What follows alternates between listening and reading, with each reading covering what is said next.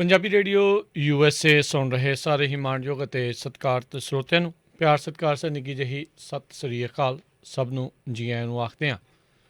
ਸਰੋਤਿਓ, ਅੱਜ ਦੇ ਇਸ ਵਿਸ਼ੇਸ਼ ਪ੍ਰੋਗਰਾਮ ਦੇ ਵਿੱਚ ਆਪ ਸਭ ਦਾ ਸਵਾਗਤ ਹੈ। ਜਿਵੇਂ ਤੁਸੀਂ ਸਾਰੇ ਜਾਣੇ ਜਾਣਦੇ ਹੋ, ਪਿਛਲੇ ਇੱਕ ਹਫ਼ਤੇ ਤੋਂ ਲਗਾਤਾਰ ਪੰਜਾਬ ਆਰਟ ਗੈਲਰੀ ਦੇ ਸਰਦਾਰ ਪਰਮ ਸਿੰਘ ਉਹਨਾਂ ਦੀ ਆਰਟ ਐਗਜ਼ੀਬਿਸ਼ਨ ਚੱਲ ਰਹੀ ਹੈਗੀ ਆ। ਪੰਜਾਬੀ ਰੇਡੀਓ USA ਦੇ Fresno studio complex Punjabi cultural centre, ਉੱਥੇ ਉਹਨਾਂ ਨੇ ਇੱਕ ਹਫ਼ਤੇ ਦੇ ਲਈ ਆਰਟ ਕੈਂਪ ਵੀ ਲਗਾਇਆ ਆ। ਅਤੇ ਅੱਜ ਆਪਾਂ ਉਹਨਾਂ ਦੇ ਨਾਲ ਥੋੜ੍ਹੀ ਖੁੱਲ੍ਹ ਕੇ ਗੱਲਬਾਤ ਕਰਾਂਗੇ। ਉਹਨਾਂ ਦੇ ਮਨ ਦੀਆਂ ਗੱਲਾਂ, ਉਹਨਾਂ ਦੇ ਬਾਰੇ ਜਾਣਨ ਦੀ ਜਿਹੜੀ ਉਹ ਆਪਾਂ ਕੋਸ਼ਿਸ਼ ਕਰਾਂਗੇ।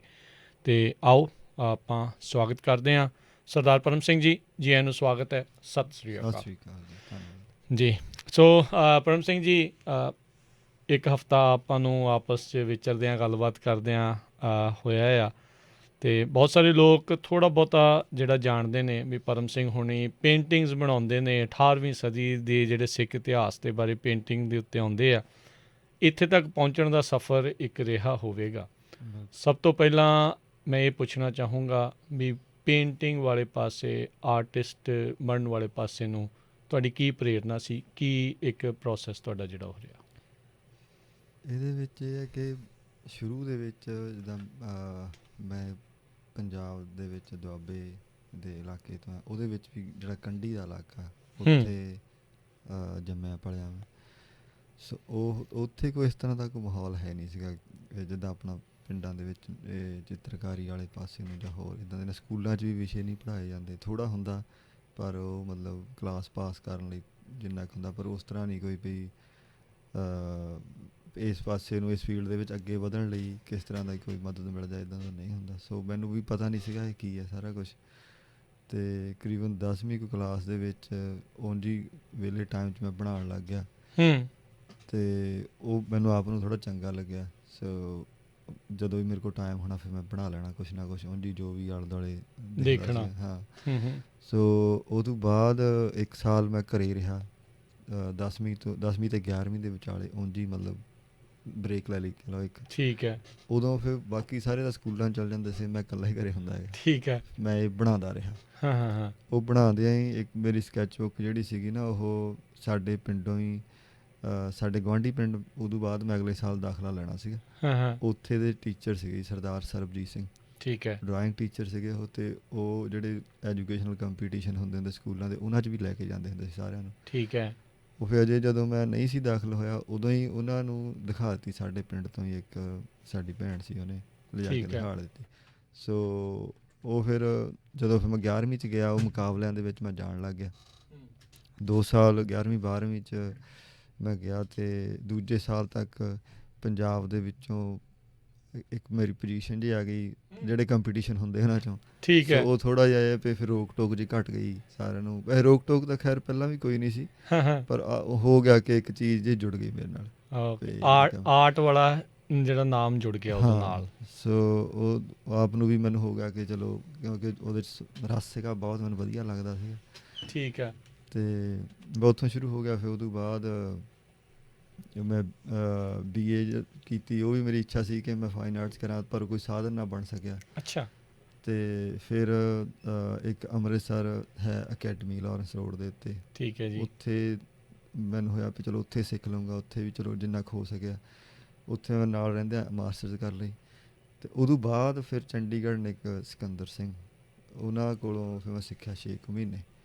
ਅਤੇ ਉਦੋਂ ਮਤਲਬ ਜਿਹੜੀ ਕਹਿ ਲਓ ਆਇਲ ਪੇਂਟਿੰਗ ਮੈਂ ਉਦੋਂ ਸਿੱਖੀ। ਉਦੋਂ ਤੱਕ ਮੈਂ ਆਇਲ ਪੇਂਟਿੰਗ ਨਹੀਂ ਸੀ ਕੀਤੀ। ਉਹ ਤੋਂ ਪਹਿਲਾਂ ਫਿਰ ਕਿੱਦਾਂ ਦੀਆਂ ਪੇਂਟਿੰਗ ਕਰ ਰਹੇ ਸੀ? ਡਰਾਇੰਗ, ਸਕੈਚਿੰਗ ਕਰੀ ਜਾਣੀ, ਜਾਂ ਵਾਟਰ ਕਲਰ ਪੇਂਟਿੰਗ ਮੈਂ ਕਰਦਾ ਸੀਗਾ। ਅੱਛਾ ਜੀ। ਆਇਲ ਪੇਂਟਿੰਗ ਬਾਰੇ ਨਾ ਸ਼ੁਰੂ ਦੇ ਵਿੱਚ ਹੀ ਮੈਨੂੰ ਕਿਸੇ ਨੇ ਕਹਿ ਦਿੱਤਾ ਕਿ ਉਹ ਬਹੁਤ ਔਖੀ ਹੁੰਦੀ ਹੈ ਅਤੇ ਉਹ ਬਹੁਤ ਸਿੱਖਣੀ ਪੈਂਦੀ ਹੈ, ਬਹੁਤ ਲੰਮਾ ਸਮਾਂ ਉਹਦੇ ਲਈ ਚਾਹੀਦਾ। ਠੀਕ ਹੈ। ਸੋ ਮੈਂ ਐਫਰਟ ਹੀ ਨਹੀਂ ਕੀਤਾ, ਪਰ ਉਹਦਾ ਫਾਇਦਾ ਹੋ ਗਿਆ ਚਲੋ, ਕਿਉਂਕਿ ਫਿਰ ਜਦੋਂ ਮੈਂ ਸਿੱਖੀ ਤਾਂ ਉਸਤਾਦ ਬੰਦੇ ਕੋਲੋਂ ਸਿੱਖੀ। ਸੋ ਬੇਸਿਕਸ ਦੂਜੇ ਕਲੀਅਰ ਹੋ ਗਏ ਪੇਂਟਿੰਗ ਦੇ। ਉਹ ਹਾਂਜੀ, ਉਹ ਪਹਿਲਾਂ ਜਿਹੜਾ ਡਰਾਇੰਗ ਅਤੇ ਵਾਟਰ ਕਲਰ ਪੇਂਟਿੰਗ ਵਾਲਾ ਸੀਗਾ, ਉਹ ਮੇਰਾ ਠੀਕ ਹੋ ਗਿਆ ਸੀਗਾ ਕਾਫੀ। ਸੋ ਇਹ ਆਪਾਂ 1990s ਦੀ ਗੱਲ ਕਰ ਰਹੇ ਹਾਂ, 2000s ਦੀ ਗੱਲ ਕਰ ਰਹੇ ਹਾਂ? ਨਹੀਂ, ਇਹ ਸੀਗਾ ਮੈਨੂੰ ਲੱਗਦਾ ਮੈਂ ਚੰਡੀਗੜ੍ਹ ਗਿਆ ਸੀਗਾ 2011 'ਚ, 10-11 'ਚ। ਅੱਛਾ ਜੀ। ਅਜੇ ਜ਼ਿਆਦਾ ਸਮਾਂ ਨਹੀਂ ਹੋਇਆ ਮਤਲਬ ਤੁਹਾਨੂੰ ਜਿੱਦਾਂ ਆਇਲ ਪੇਂਟਿੰਗ ਵਾਲੇ ਪਾਸੇ ਨੂੰ? ਆਇਲ ਪੇਂਟਿੰਗ ਨੂੰ ਨਹੀਂ ਬਹੁਤਾ ਸਮਾਂ ਨਹੀਂ ਹੋਇਆ। ਨਹੀਂ ਹੋਇਆ। ਬਸ ਇਹ ਸੀਗਾ ਕਿ ਮਤਲਬ ਮੈਂ ਸਾਰਾ ਹੀ ਸਮਾਂ ਇਹਦੇ 'ਚ ਹੀ ਲਾਉਂਦਾ ਸੀਗਾ। ਹੂੰ ਮਤਲਬ ਖਾਣ ਪੀਣ ਅਤੇ ਸੌਣ ਤੋਂ ਇਲਾਵਾ ਸਿਰਫ ਪੇਂਟਿੰਗ। ਸਾਰਾ ਕੁਛ ਹੀ ਇਹੀ ਇੱਥੇ ਹੀ ਸੀਗਾ। ਉਹਦੇ ਕਰਕੇ ਫਿਰ ਮੈਨੂੰ ਬਹੁਤ ਜ਼ਿਆਦਾ ਲੰਮਾ ਸਮਾਂ ਨਹੀਂ ਲੱਗਿਆ। ਜਿਹੜਾ ਹੂੰ ਕਰਾਫਟ ਹੈ, ਕਰਾਫਟ ਟੋਟਲੀ ਪ੍ਰੈਕਟਿਸ ਬੇਸਡ ਹੈ। ਜਿੰਨੀ ਹੂੰ ਜ਼ਿਆਦਾ ਤੁਸੀਂ ਪ੍ਰੈਕਟਿਸ ਕਰਦੇ ਹੋ, ਜਿੰਨਾ ਤੁਸੀਂ ਉਹਨੂੰ ਸੋਧਣ ਲਈ ਲਗਾਤਾਰ ਐਫਰਟ ਕਰੀ ਜਾਂਦੇ ਹੋ, ਉਨਾ ਹੀ ਤੁਹਾਨੂੰ ਆ ਜਾਂਦਾ। ਅਤੇ ਜੇ ਮਤਲਬ ਤੁਸੀਂ ਹੋਰ ਕੰਮਾਂ ਦੇ ਵਿੱਚੋਂ ਜਾਂ ਜਿੰਨੀ ਲੋੜ ਹੈ ਉਹਦੀ ਉਹਨਾਂ ਨਹੀਂ ਕਰਦੇ, ਮਤਲਬ ਜਿੰਨੀ ਪ੍ਰੈਕਟਿਸ ਕਰਦੇ ਉਹਨਾਂ ਬਿਹਤਰ ਹੋ ਜਾਂਦਾ। ਸੋ ਮੇਰੇ ਕੋਲ ਸਮਾਂ ਵਿਹਲਾ ਸੀਗਾ ਕੋਈ 2 ਸਾਲ, ਹੂੰ। ਫਿਰ ਮੈਂ ਉਹਦੇ 'ਚ ਲੱਗਾ ਰਿਹਾ ਅਤੇ ਉਹਦੇ ਨਾਲ ਤੁਸੀਂ ਜਦੋਂ ਤੁਸੀਂ ਦੱਸਿਆ ਵੀ 10ਵੀਂ 11ਵੀਂ ਦੇ ਵਿਚਾਲੇ ਤੁਸੀਂ ਬ੍ਰੇਕ ਲੈ ਲਈ, ਹੂੰ ਆਪਣੇ ਅਮੂਮਨ ਇਹ ਸਾਰੀਆਂ ਚੀਜ਼ਾਂ ਹੁੰਦੀਆਂ ਵੀ ਯਾਰ ਜੇ ਪੜ੍ਹਨਾ ਤਾਂ ਕੋਈ ਬੰਦਾ ਡਾਕਟਰ ਬਣੇ, ਕੋਈ ਇੰਜੀਨੀਅਰ ਬਣੇ ਜਾਂ ਕੁਛ ਇੱਦਾਂ ਦਾ ਜਿਹੜਾ ਆ ਉਸ ਪਾਸੇ ਵੱਲ ਨੂੰ ਹੱਥ ਪਾਵੇ। ਜਦੋਂ ਤੁਸੀਂ ਪੇਂਟ ਬਰਸ਼ ਫੜ ਲਿਆ, ਪੇਂਟਿੰਗ ਕਰਨ ਲੱਗ ਗਏ, ਘਰਦਿਆਂ ਦਾ ਕਿੱਦਾਂ ਦਾ ਰਿਹਾ ਵੀ ਭਾਈ ਤੂੰ ਕੀ ਕਰ ਰਿਹਾ ਪਰਮ ਸਿੰਘ? ਨਹੀਂ, 10ਵੀਂ 11ਵੀਂ ਜਦੋਂ ਮੈਂ ਸੀਗਾ ਨਾ, ਉਦੋਂ ਸਾਡਾ ਪਿੰਡ ਥੋੜ੍ਹਾ ਸ਼ਹਿਰ ਤੋਂ ਦੂਰ ਹੈ। ਜੀ। ਸੋ ਜਿਹੜੀਆਂ ਵੀਡੀਓ ਗੇਮਾਂ ਜਾਂ ਹੋਰ ਚੀਜ਼ਾਂ ਇੱਦਾਂ ਦੀਆਂ ਸਾਰੀਆਂ ਡਿਸਟਰੈਕਸ਼ਨਸ ਇਹ ਅਜੇ ਨਹੀਂ ਸੀ ਉਸ ਤਰ੍ਹਾਂ ਉੱਥੇ ਪਹੁੰਚੀਆਂ ਨਹੀਂ ਸੀ ਪਹੁੰਚੀਆਂ ਨਹੀਂ ਜਾਂਦੀਆਂ। ਸੀਗੀਆਂ। ਹੂੰ ਸੋ ਆਪਾਂ ਬਾਹਰ ਹੀ ਖੇਡਦੇ ਹੁੰਦੇ ਸੀ ਘਰੋਂ। ਹੂੰ ਅਤੇ ਮੈਂ ਕੁਝ ਜ਼ਿਆਦਾ ਬਾਕੀਆਂ ਨਾਲੋਂ ਜ਼ਿਆਦਾ ਸਮਾਂ ਘਰੇ ਰਹਿੰਦਾ ਸੀਗਾ ਉਹ ਹੂੰ ਪੇਂਟਿੰਗ ਦੇ ਕਰਕੇ। ਫਿਰ ਘਰਦਿਆਂ ਸੀ ਚਲੋ ਵਧੀਆ ਇੱਥੇ ਘਰੇ ਬੈਠਾ ਘਰੇ ਰਹਿੰਦਾ ਬੈਠਾ ਹੁੰਦਾ ਹੀ ਰਹਿਣਾ ਨਾ। ਹਾਂ ਉਦੋਂ ਇਹ ਹੁੰਦਾ ਸੀਗਾ ਕਿ ਘਰੇ ਬੈਠਾ ਖਲਾਓ, ਘਰੇ ਅੱਖਾਂ ਬਹਿ। ਸਾਹਮਣੇ ਆਪਾਂ ਆ। ਸਾਰੇ ਘਰੋਂ ਬਾਹਰ ਹੀ ਦੌੜਦੇ ਹੁੰਦੇ ਸੀ। ਹਾਂ ਅਤੇ ਉਹ ਫਿਰ ਉਹਦੇ ਕਰਕੇ ਉਹਨਾਂ ਨੇ ਕਦੇ ਰੋਕਿਆ ਨਹੀਂ। ਬਾਕੀ ਹੋਰ ਕੁਛ ਸੋਚਿਆ ਨਹੀਂ ਸੀਗਾ ਆਪਾਂ ਉੱਥੇ। ਮੈਂ ਆਪ ਵੀ ਕੁਛ ਨਹੀਂ ਸੋਚਿਆ ਕਿ ਮੈਂ ਇਸ ਅੱਛਾ। ਫੀਲਡ 'ਚ ਇੱਧਰ ਨੂੰ ਕੁਛ ਕਰਨਾ ਹੈ। ਹੂੰ ਇਹੀ ਹੁੰਦਾ ਕਿ ਖੇਤੀ ਕਰਨੀ ਹੈ। ਸੋ ਹੂੰ ਉਹਨਾਂ ਨੂੰ ਸੀਗਾ ਵੀ ਚਲੋ ਥੋੜ੍ਹਾ ਇਹਦਾ ਜਿਹੜਾ ਸਮਾਂ ਮਨ ਹੈਗਾ ਪਰਚਾਵਾ ਥੋੜ੍ਹਾ, ਕਰ ਲੈਂਦੇ ਹੋ। ਹਾਂ। ਸੋ ਉਹਦੇ ਕਰਕੇ ਕੋਈ ਬਹੁਤਾ ਉਹਨਾਂ ਨੇ ਕਦੇ ਰੋਕਿਆ ਨਹੀਂ ਅੱਛਾ। ਅਤੇ ਉਹ ਚੱਲਦਾ ਰਿਹਾ ਸਾਰਾ ਕੁਛ। ਚੱਲਦਾ ਰਿਹਾ ਕੰਮ। ਹਾਂ। ਠੀਕ ਆ। ਤੁਸੀਂ ਆਰਟ ਅਤੇ ਕਰਾਫਟ ਦੀ ਜਿਹੜੀ ਉਹ ਗੱਲ ਕੀਤੀ ਵੀ ਕਰਾਫਟ ਪ੍ਰੈਕਟਿਸ ਬੇਸਡ ਆ, ਆਰਟ ਕੀ ਆ। ਸੋ ਇਹ ਕਾਫੀ ਇੱਕ ਵੱਡਾ ਡਿਫਰੈਂਸ। ਆਪਾਂ ਇੱਕ ਦਿਨ ਪਹਿਲਾਂ ਵੀ ਇੱਦਾਂ ਗੱਲ ਕਰ ਰਹੇ ਸੀ ਇਸ ਚੀਜ਼ ਦੇ ਬਾਰੇ। ਸੋ ਕਿਸੇ ਚੀਜ਼ ਦੀ ਡਰਾਇੰਗ ਬਣਾ ਦੇਣਾ ਜਾਂ ਕਿਸੇ ਚੀਜ਼ ਦੀ ਪੇਂਟਿੰਗ ਬਣਾ ਦੇਣਾ, ਉੱਥੇ ਆਰਟਿਸਟ ਕਿੱਥੇ ਆ ਅਤੇ ਕਰਾਫਟ ਕਿੱਥੇ ਆ? ਨਹੀਂ, ਆਰਟਿਸਟ ਤਾਂ ਹੈਗਾ ਜਿਹੜੀ ਮਤਲਬ ਕਿਸੇ ਵੀ ਕੋਈ ਵੀ ਬਣੀ ਹੈ, ਪੇਂਟਿੰਗ ਬਣੀ ਹੈ ਜਾਂ ਕੋਈ ਮੂਰਤੀ ਬਣੀ ਹੈ, ਉਹ ਜਿਹੜਾ ਉਹਦਾ ਵਿਸ਼ਾ ਹੈ, ਜਿਹੜੀ ਉਹਦੇ ਰਾਹੀਂ ਗੱਲ ਕਹੀ ਗਈ ਹੈ। ਆਰਟ ਵਾਲਾ ਪਾਸਾ ਜਿਹੜਾ ਸਬਜੈਕਟ ਹੈ, ਸਬਜੈਕਟਿਵ ਪਾਸਾ ਆਰਟ ਵਾਲਾ ਹੈ। ਦੂਜਾ ਵੀ ਉਸ ਗੱਲ ਨੂੰ ਕਹਿਣ ਲਈ ਕੀ ਤਰੀਕਾ ਅਪਣਾਇਆ ਹੈ, ਕਿਹੜੇ ਸਾਧਨ ਵਰਤੇ ਹੈ, ਕਿ ਕਿੱਦਾਂ ਦੀ ਪੇਸ਼ਕਾਰੀ ਕੀਤੀ ਹੈ, ਸਾਰਾ ਵੀ ਉਹ ਚਿੱਤਰਕਾਰੀ ਰਾਹੀਂ ਹੋਇਆ ਹੈ ਜਾਂ ਉਹ ਕਰਾਫਟ ਵਾਲੀ ਚੀਜ਼ ਹੈ। ਮਤਲਬ ਕਿਸੇ ਕੋਲ ਕੋਈ ਆਈਡੀਆ ਹੈ, ਕੋਈ ਖਿਆਲ ਹੈ, ਉਹਨੂੰ ਐਕਸਪ੍ਰੈਸ ਕਰਨ ਦਾ ਉਹਨੇ ਕੋਈ ਤਰੀਕਾ ਸਿੱਖ ਲਿਆ। ਮਤਲਬ ਚਿੱਤਰਕਾਰੀ ਸਿੱਖ ਲਈ, ਕਿਸੇ ਨੇ ਕੋਈ ਗੀਤ ਗਾ ਦਿੰਦਾ ਹੈ, ਕੋਈ ਕਵਿਤਾ ਬੋਲ ਦਿੰਦਾ ਹੈ, ਕੋਈ ਮੂਰਤੀਕਾਰੀ ਕਰਦਾ ਹੈ, ਸਕਲਪਚਰ। ਸੋ ਉਹ ਕਰਾਫਟ ਵੱਖਰੀ, ਇਹ ਉੱਥੇ ਤੱਕ ਵੱਖਰੀ ਚੀਜ਼ ਹੈ। ਸੋ ਜਦੋਂ ਉਹਨੂੰ ਵਰਤ ਕੇ, ਉਸ ਕਰਾਫਟ ਨੂੰ ਵਰਤ ਕੇ ਕਿਸੇ ਨੇ ਕੋਈ ਗੱਲ ਕਹੀ ਹੈ, ਫਿਰ ਉਹ ਆਰਟ ਵਰਕ ਹੈ, ਫਿਰ ਉਹ ਪੇਂਟਿੰਗ ਹੈ। ਅਤੇ ਉਹਨੂੰ ਦੂਜੇ ਤਰ੍ਹਾਂ ਨਾਲ ਦੇਖ ਲੈਂਦੇ ਆ ਵੀ ਜਦੋਂ ਇਸ ਤਰ੍ਹਾਂ ਨਹੀਂ ਗੱਲ ਹੁੰਦੀ, ਕੋਈ ਸੋਹਣੀ ਚੀਜ਼ ਬਣਾਈ ਹੈ ਕਿਸੇ ਨੇ, ਬਸ ਫਿਰ ਕਿਸੇ ਸੋਹਣੇ ਦ੍ਰਿਸ਼ ਨੂੰ ਸੈਲੀਬ੍ਰੇਟ ਕੀਤਾ, ਉਦੋਂ ਉਹਨੂੰ ਕੁਛ ਮਤਲਬ ਉਹਨੂੰ ਸਾਰੇ ਨਹੀਂ ਪਰ ਕੁਛ ਉਹਨੂੰ ਡਿਜ਼ਾਇਨ ਵਿੱਚ ਵੀ ਰੱਖ ਲੈਂਦੇ ਆ ਵੀ ਕੋਈ ਉਹਨੇ ਡਿਜ਼ਾਇਨ ਤਿਆਰ ਕੀਤਾ ਉਹਦੇ ਵਿੱਚ। ਜਦੋਂ ਜੇ ਕੋਈ ਰੈਪੀਟੀਸ਼ਨ ਹੋ ਰਹੀ ਹੈ ਵੀ ਉਹ ਵੀ ਇੱਕ ਡਿਜ਼ਾਇਨ ਹੈ, ਅਤੇ ਉਹ ਆਰਟ ਦੇ ਵਿੱਚ ਉਹਨੂੰ ਨਾ ਰੱਖੋ। ਵੈਸੇ ਕੋਈ ਬਹੁਤਾ ਐਡਾ ਮੈਟਰ ਵੀ ਨਹੀਂ ਕਰਦਾ। ਦੇਖਣ ਵਾਲੇ ਨੂੰ ਜੇ ਉਹਦੇ ਵਿੱਚੋਂ ਕੁਛ ਲੱਭ ਰਿਹਾ, ਕੁਛ ਦਿਖ ਰਿਹਾ, ਤਾਂ ਉਹ ਠੀਕ ਹੈ। ਮਤਲਬ ਇਹ ਜਿਹੜੀ ਇਹ ਮਤਲਬ ਉਨੀ ਇਸ ਤਰ੍ਹਾਂ ਸਖਤ ਡੈਫੀਨੇਸ਼ਨ ਨਹੀਂ ਬਣਾਈ ਜਾ ਸਕਦੀ ਕਿਸੇ ਵੀ ਉਹਦੇ ਬਾਰੇ। ਬਹੁਤ ਸਬਜੈਕਟਿਵ ਹੈ ਸਾਰਾ ਕੁਛ। ਸੋ ਆਰਟਿਸਟ ਬੇਸਿਕਲੀ ਆਰਟ ਅਤੇ ਕਰਾਫਟ ਦਾ ਸੁਮੇਲ ਹੀ ਆ। ਸੋ ਇਹ ਦੋਨੋਂ ਚੀਜ਼ਾਂ ਹੋਣਗੀਆਂ ਤਾਂ ਹੀ ਇੱਕ ਆਰਟਿਸਟ ਆਪਣੇ ਵਿਚਾਰ ਨੂੰ ਜਿਹੜਾ ਕ੍ਰੀਏਟਿਵਲੀ ਉਹ ਸੋਚ ਰਿਹਾ ਉਸ ਨੂੰ ਪ੍ਰਗਟਾ ਸਕਦਾ। ਬਿਲਕੁਲ ਬਿਲਕੁਲ। ਅਤੇ ਆਪਾਂ ਜਦੋਂ ਤੁਸੀਂ ਇਹ ਸਾਰਾ ਕੁਛ ਕਰ ਰਹੇ ਸੀਗੇ, ਜਦੋਂ ਸ਼ੁਰੂਆਤੀ ਦੌਰ ਦੇ ਵਿੱਚ ਸ਼ੌਂਕੀਆ ਤੌਰ ਦੇ ਉੱਤੇ ਕੀਤਾ, ਤੁਹਾਡਾ ਮਨ ਇਸ ਪਾਸੇ ਵੱਲ ਨੂੰ ਲੱਗ ਗਿਆ ਕਿ ਉਸ ਟਾਈਮ ਦੇ ਉੱਤੇ ਤੁਹਾਨੂੰ ਇੰਨਾ ਆਰਟ ਦੇ ਬਾਰੇ ਗਿਆਨ ਸੀਗਾ ਜਾਂ ਸਿਰਫ ਇੱਕ ਸ਼ੌਂਕੀਆ ਤੌਰ 'ਤੇ ਹੀ ਇਸ ਨੂੰ ਤੋਰੀ ਰੱਖਿਆ ਤੁਸੀਂ ਉਦੋਂ? ਅਤੇ ਇਹਦਾ ਜ਼ਿਆਦਾ ਤਾਂ ਹੋਇਆ ਕਿ ਮੈਨੂੰ ਠੀਕ ਸਮੇਂ 'ਤੇ ਨਾ ਠੀਕ ਸੰਗਤ ਮਿਲ ਗਈ। ਠੀਕ ਹੈ। ਅੱਛਾ। ਉਹਨਾਂ ਨੇ ਫਿਰ ਮੈਨੂੰ ਲੀਹ 'ਤੇ ਰੱਖਿਆ। ਅਤੇ ਹੋ ਸਕਦਾ ਜੇ ਨਹੀਂ ਤਾਂ ਮੈਂ ਉਹ ਕਰਾਫਟ ਦੇ ਰਸ 'ਚ ਪੈ ਜਾਂਦਾ ਜਾਂ ਕੁਛ ਹੋਰ ਹੁੰਦਾ। ਹੁਣ ਮੇਰੇ ਲਈ ਕਰਾਫਟ ਬਿਲਕੁਲ ਸੈਕੰਡਰੀ ਚੀਜ਼ ਹੈ। ਠੀਕ ਹੈ। ਮਤਲਬ ਜਿਹੜੀ ਮੈਂ ਜੋ ਵੀ ਦ੍ਰਿਸ਼ ਬਣਾਉਣਾ ਚਾਹੁੰਦਾ, ਉਹ ਬਣਾਉਣੇ ਲਈ ਜੋ ਵੀ ਸਾਧਨ ਮੇਰੇ ਕੋਲ ਹੈਗੇ ਮੈਂ ਸਾਰੇ ਹੀ ਵਰਤਦਾ। ਮਤਲਬ ਜਦੋਂ ਪਹਿਲਾ ਟਾਈਮ ਸੀਗਾ ਉਦੋਂ ਇੱਦਾਂ ਮੈਂ ਨਹੀਂ ਸੀ ਕਰਦਾ। ਉਦੋਂ ਵੀ ਜੋ ਪ੍ਰੋਪਰ ਤਰੀਕਾ ਹੈਗਾ ਕਰਾਫਟ ਦਾ, ਵੀ ਜੇ ਜੋ ਵੀ ਮਤਲਬ ਔਖੇ ਤੋਂ ਔਖਾ ਤਰੀਕਾ ਹੈ ਵੀ ਜਿਹਨੂੰ ਬਿਲਕੁਲ ਕਹਿ ਲਓ। ਇੱਕ ਹੈ ਵੀ ਇਹਦੇ ਵਿੱਚ ਇੱਥੇ ਅਮਰੀਕਾ ਦੇ ਵਿੱਚ ਜਿਹੜੀ ਹੁਣ ਨਵਾਂ ਵਿਚਾਲੇ ਤਾਂ ਇੱਕ ਸਮਾਂ ਆਇਆ ਜਦੋਂ ਰੀਅਲਿਸਟਿਕ ਪੇਂਟਿੰਗ ਜਾਂ ਜਿਹੜੀ ਰਿਪ੍ਰਜੈਂਟੇਸ਼ਨਲ ਪੇਂਟਿੰਗ ਹੈ ਇਹਦਾ ਬਿਲਕੁਲ ਬਹੁਤ ਜ਼ਿਆਦਾ ਘਟ ਗਿਆ ਸੀਗਾ ਜਦੋਂ ਮਾਡਰਨ ਅਤੇ ਐਬਸਟਰੈਕਟ ਪੇਂਟਿੰਗ ਦਾ ਜ਼ੋਰ ਸੀਗਾ। ਹੁਣ ਵੀ ਖੈਰ ਬਹੁਤ ਹੈ। ਹੂੰ ਫਿਰ ਇੱਥੇ ਕਾਫੀ ਆਰਟਿਸਟ ਆਏ ਇੱਕ ਇੱਥੇ ਹੈਗਾ ਹੈ ਵੈਬਸਾਈਟ ਹੈ ਔਰਗਨਾਈਜੇਸ਼ਨ ਹੀ ਹੈ ਆਰਟ ਰੀਨਿਊਅਲ ਸੈਂਟਰ। ਠੀਕ ਹੈ। ਉਹਨਾਂ ਨੇ ਫਿਰ ਬਹੁਤ ਜ਼ਿਆਦਾ ਮਤਲਬ ਪ੍ਰਮੋਟ ਕੀਤਾ ਇਹਨੂੰ ਵੀ ਰੀਪ੍ਰਜੈਂਟੇਸ਼ਨ ਜੋ ਰੀਅਲਿਸਟਿਕ ਰੀਅਲਿਸਟਿਕ ਆ ਵੀ ਪੇਂਟਿੰਗ ਉਹ ਨੂੰ। ਉਸ ਨੂੰ ਹਾਂ ਕੈਨਵਸ ਤੇ ਉਤਾਰਿਆ ਉਹਨੂੰ ਜਾਵੇ। ਉਹਨੂੰ ਬਹੁਤ ਕੀਤਾ। ਉਹਦੇ ਨਾਲ ਬਹੁਤ ਸਾਰੇ ਆਰਟਿਸਟ ਜੁੜੇ। ਉਹਨੇ ਦੁਨੀਆ ਭਰ ਦੇ ਵਿੱਚੋਂ ਜਿਹੜੇ ਚੰਗੇ ਮਤਲਬ ਬਹੁਤ ਯੋਗ ਆਰਟਿਸਟ ਸੀਗੇ ਉਹਦੇ 'ਤੇ ਤੁਸੀਂ ਉਹਨਾਂ ਦਾ ਦੇਖ ਸਕਦੇ ਹੋ ਕੰਮ। ਉਹ ਬੜਾ ਚੰਗਾ ਇਹਨੂੰ ਪ੍ਰਮੋਟ ਕਰਨ ਉਹਨੇ ਬਹੁਤ ਸਾਧਨ ਕੀਤੇ। ਮੁਹੱਈਆ ਸੋ ਉਹ ਕਰਾਤੇ। ਮੈਂ ਸਾਰਿਆਂ ਨੂੰ ਉਹਨਾਂ ਨੂੰ ਦੇਖਦਾ ਹੁੰਦਾ ਸੀਗਾ ਅਤੇ ਮੈਂ ਵੀ ਉਸ ਤਰ੍ਹਾਂ ਹੀ ਚੱਲਦਾ ਸੀਗਾ ਕਿ ਉਹਦੇ ਵਿੱਚ ਇੱਕ ਪਿਓਰਿਸਟ ਆਪਣੇ ਆਪ ਨੂੰ ਕਹਾਉਂਦੇ ਬੰਦੇ। ਉਹ ਬਿਲਕੁਲ ਫੋਟੋ ਵੀ ਨਹੀਂ ਵਰਤਦੇ, ਲਾਈਵ ਪੇਂਟਿੰਗ ਹੀ ਕਰਦੇ ਆ ਸਾਰਾ ਉਸ ਤਰ੍ਹਾਂ ਸਾਰਾ। ਉਹ ਠੀਕ ਹੈ ਸਾਰਾ ਉਹ ਵਧੀਆ ਔਖੇ ਤੋਂ ਔਖਾ ਤਰੀਕਾ ਹੈ ਉਹ। ਅਤੇ ਉਹ ਵਰਤਣਾ ਸਿੱਖਣ ਦੇ ਸਮੇਂ ਤਾਂ ਉਹਨੂੰ ਹੀ ਧਿਆਨ 'ਚ ਰੱਖਣਾ ਚਾਹੀਦਾ। ਮੈਂ ਵੀ ਇੰਝ ਹੀ ਕਰਦਾ ਸੀਗਾ। ਠੀਕ ਹੈ। ਮੈਂ ਉਸ ਤਰ੍ਹਾਂ ਕਿਸੇ ਆਰਟ ਕਾਲਜ ਜਾਂ ਕਿਸੇ ਆਰਟ ਇੰਸਟੀਚਿਊਟ ਨਹੀਂ ਗਿਆ। ਸੋ ਮੈਨੂੰ ਮੌਕਾ ਤਾਂ ਉਹਦਾ ਬਹੁਤ ਘੱਟ ਮਿਲਿਆ ਪਰ ਜਿੰਨਾ ਕੁ ਵੀ ਬਣਦਾ ਸੀਗਾ ਮੈਂ ਕਰਦਾ ਸੀਗਾ। ਠੀਕ ਹੈ। ਕਿਉਂਕਿ ਉਹ ਔਖਾ ਇਸ ਕਰਕੇ ਹੁੰਦਾ ਕਿ ਜਦੋਂ ਤੁਸੀਂ ਫੋਟੋ ਤੋਂ ਕਰਦੇ ਹੋ ਉਦੋਂ ਫੋਟੋ ਨੇ ਜੋ 3D ਕੁਛ ਹੈ ਦ੍ਰਿਸ਼ ਉਹਨੂੰ ਆਲਰੇਡੀ 2D ਕਰ ਦਿੱਤਾ ਹੋਇਆ ਫਲੈਟ ਸਰਫੇਸ 'ਤੇ ਹੈ। ਸੋ ਤੁਸੀਂ ਉਹਨੂੰ ਦੇਖ ਕੇ ਇੰਝ ਉਹ ਲਾਈਨ ਬਹੁਤ ਡਿਫਾਈਨ ਹੋ ਗਈ ਜੋ ਵੀ ਆਕਾਰ ਹੈਗੇ ਉਹਦੇ 'ਚ। ਪਰ ਜਿਹੜੀ ਹੈਗੀ ਹੈ ਜਦੋਂ ਤੁਸੀਂ ਸਾਹਮਣੇ ਦ੍ਰਿਸ਼ ਦੇਖ ਕੇ ਬਣਾਉਣਾ ਹੁੰਦਾ ਉਦੋਂ ਤੁਸੀਂ 3D 'ਚ ਦੇਖਦੇ ਹੋ ਉਹਨੂੰ ਫਿਰ ਤੁਸੀਂ ਆਪ ਪ੍ਰੋਸੈਸ ਕਰਕੇ 2D ਦੇ ਉੱਤੇ ਉਹੀ 3D ਵਾਲਾ ਇਲਿਊਜ਼ਨ ਬਣਾਉਣਾ ਉਹ ਬਹੁਤ ਔਖਾ ਹੈ ਉਹ। ਅਤੇ ਪਰ ਉਹ ਜਦੋਂ ਤੁਸੀਂ ਉਹ ਕਰਦੇ ਹੋ ਸਿੱਖਦੇ ਤੁਸੀਂ ਉਹਦੇ 'ਚੋਂ ਹੀ ਹੋ ਸਾਰਾ ਕੁਛ। ਕਿਉਂਕਿ ਜੋ ਇੱਕ ਆਰਟਿਸਟ ਹੈ ਰੈਂਬਰਾ ਉਹ ਕਹਿੰਦਾ ਕਿ ਜੇ ਤੁਸੀਂ ਬਿਹਤਰ ਪੇਂਟਿੰਗ ਕਰਨੀ ਹੈ ਤਾਂ ਇੱਕ ਮਾਸਟਰ ਹੈ ਜਿਹਨੂੰ ਫੋਲੋ ਕਰਨਾ ਚਾਹੀਦਾ ਉਹ ਹੈ ਨੇਚਰ।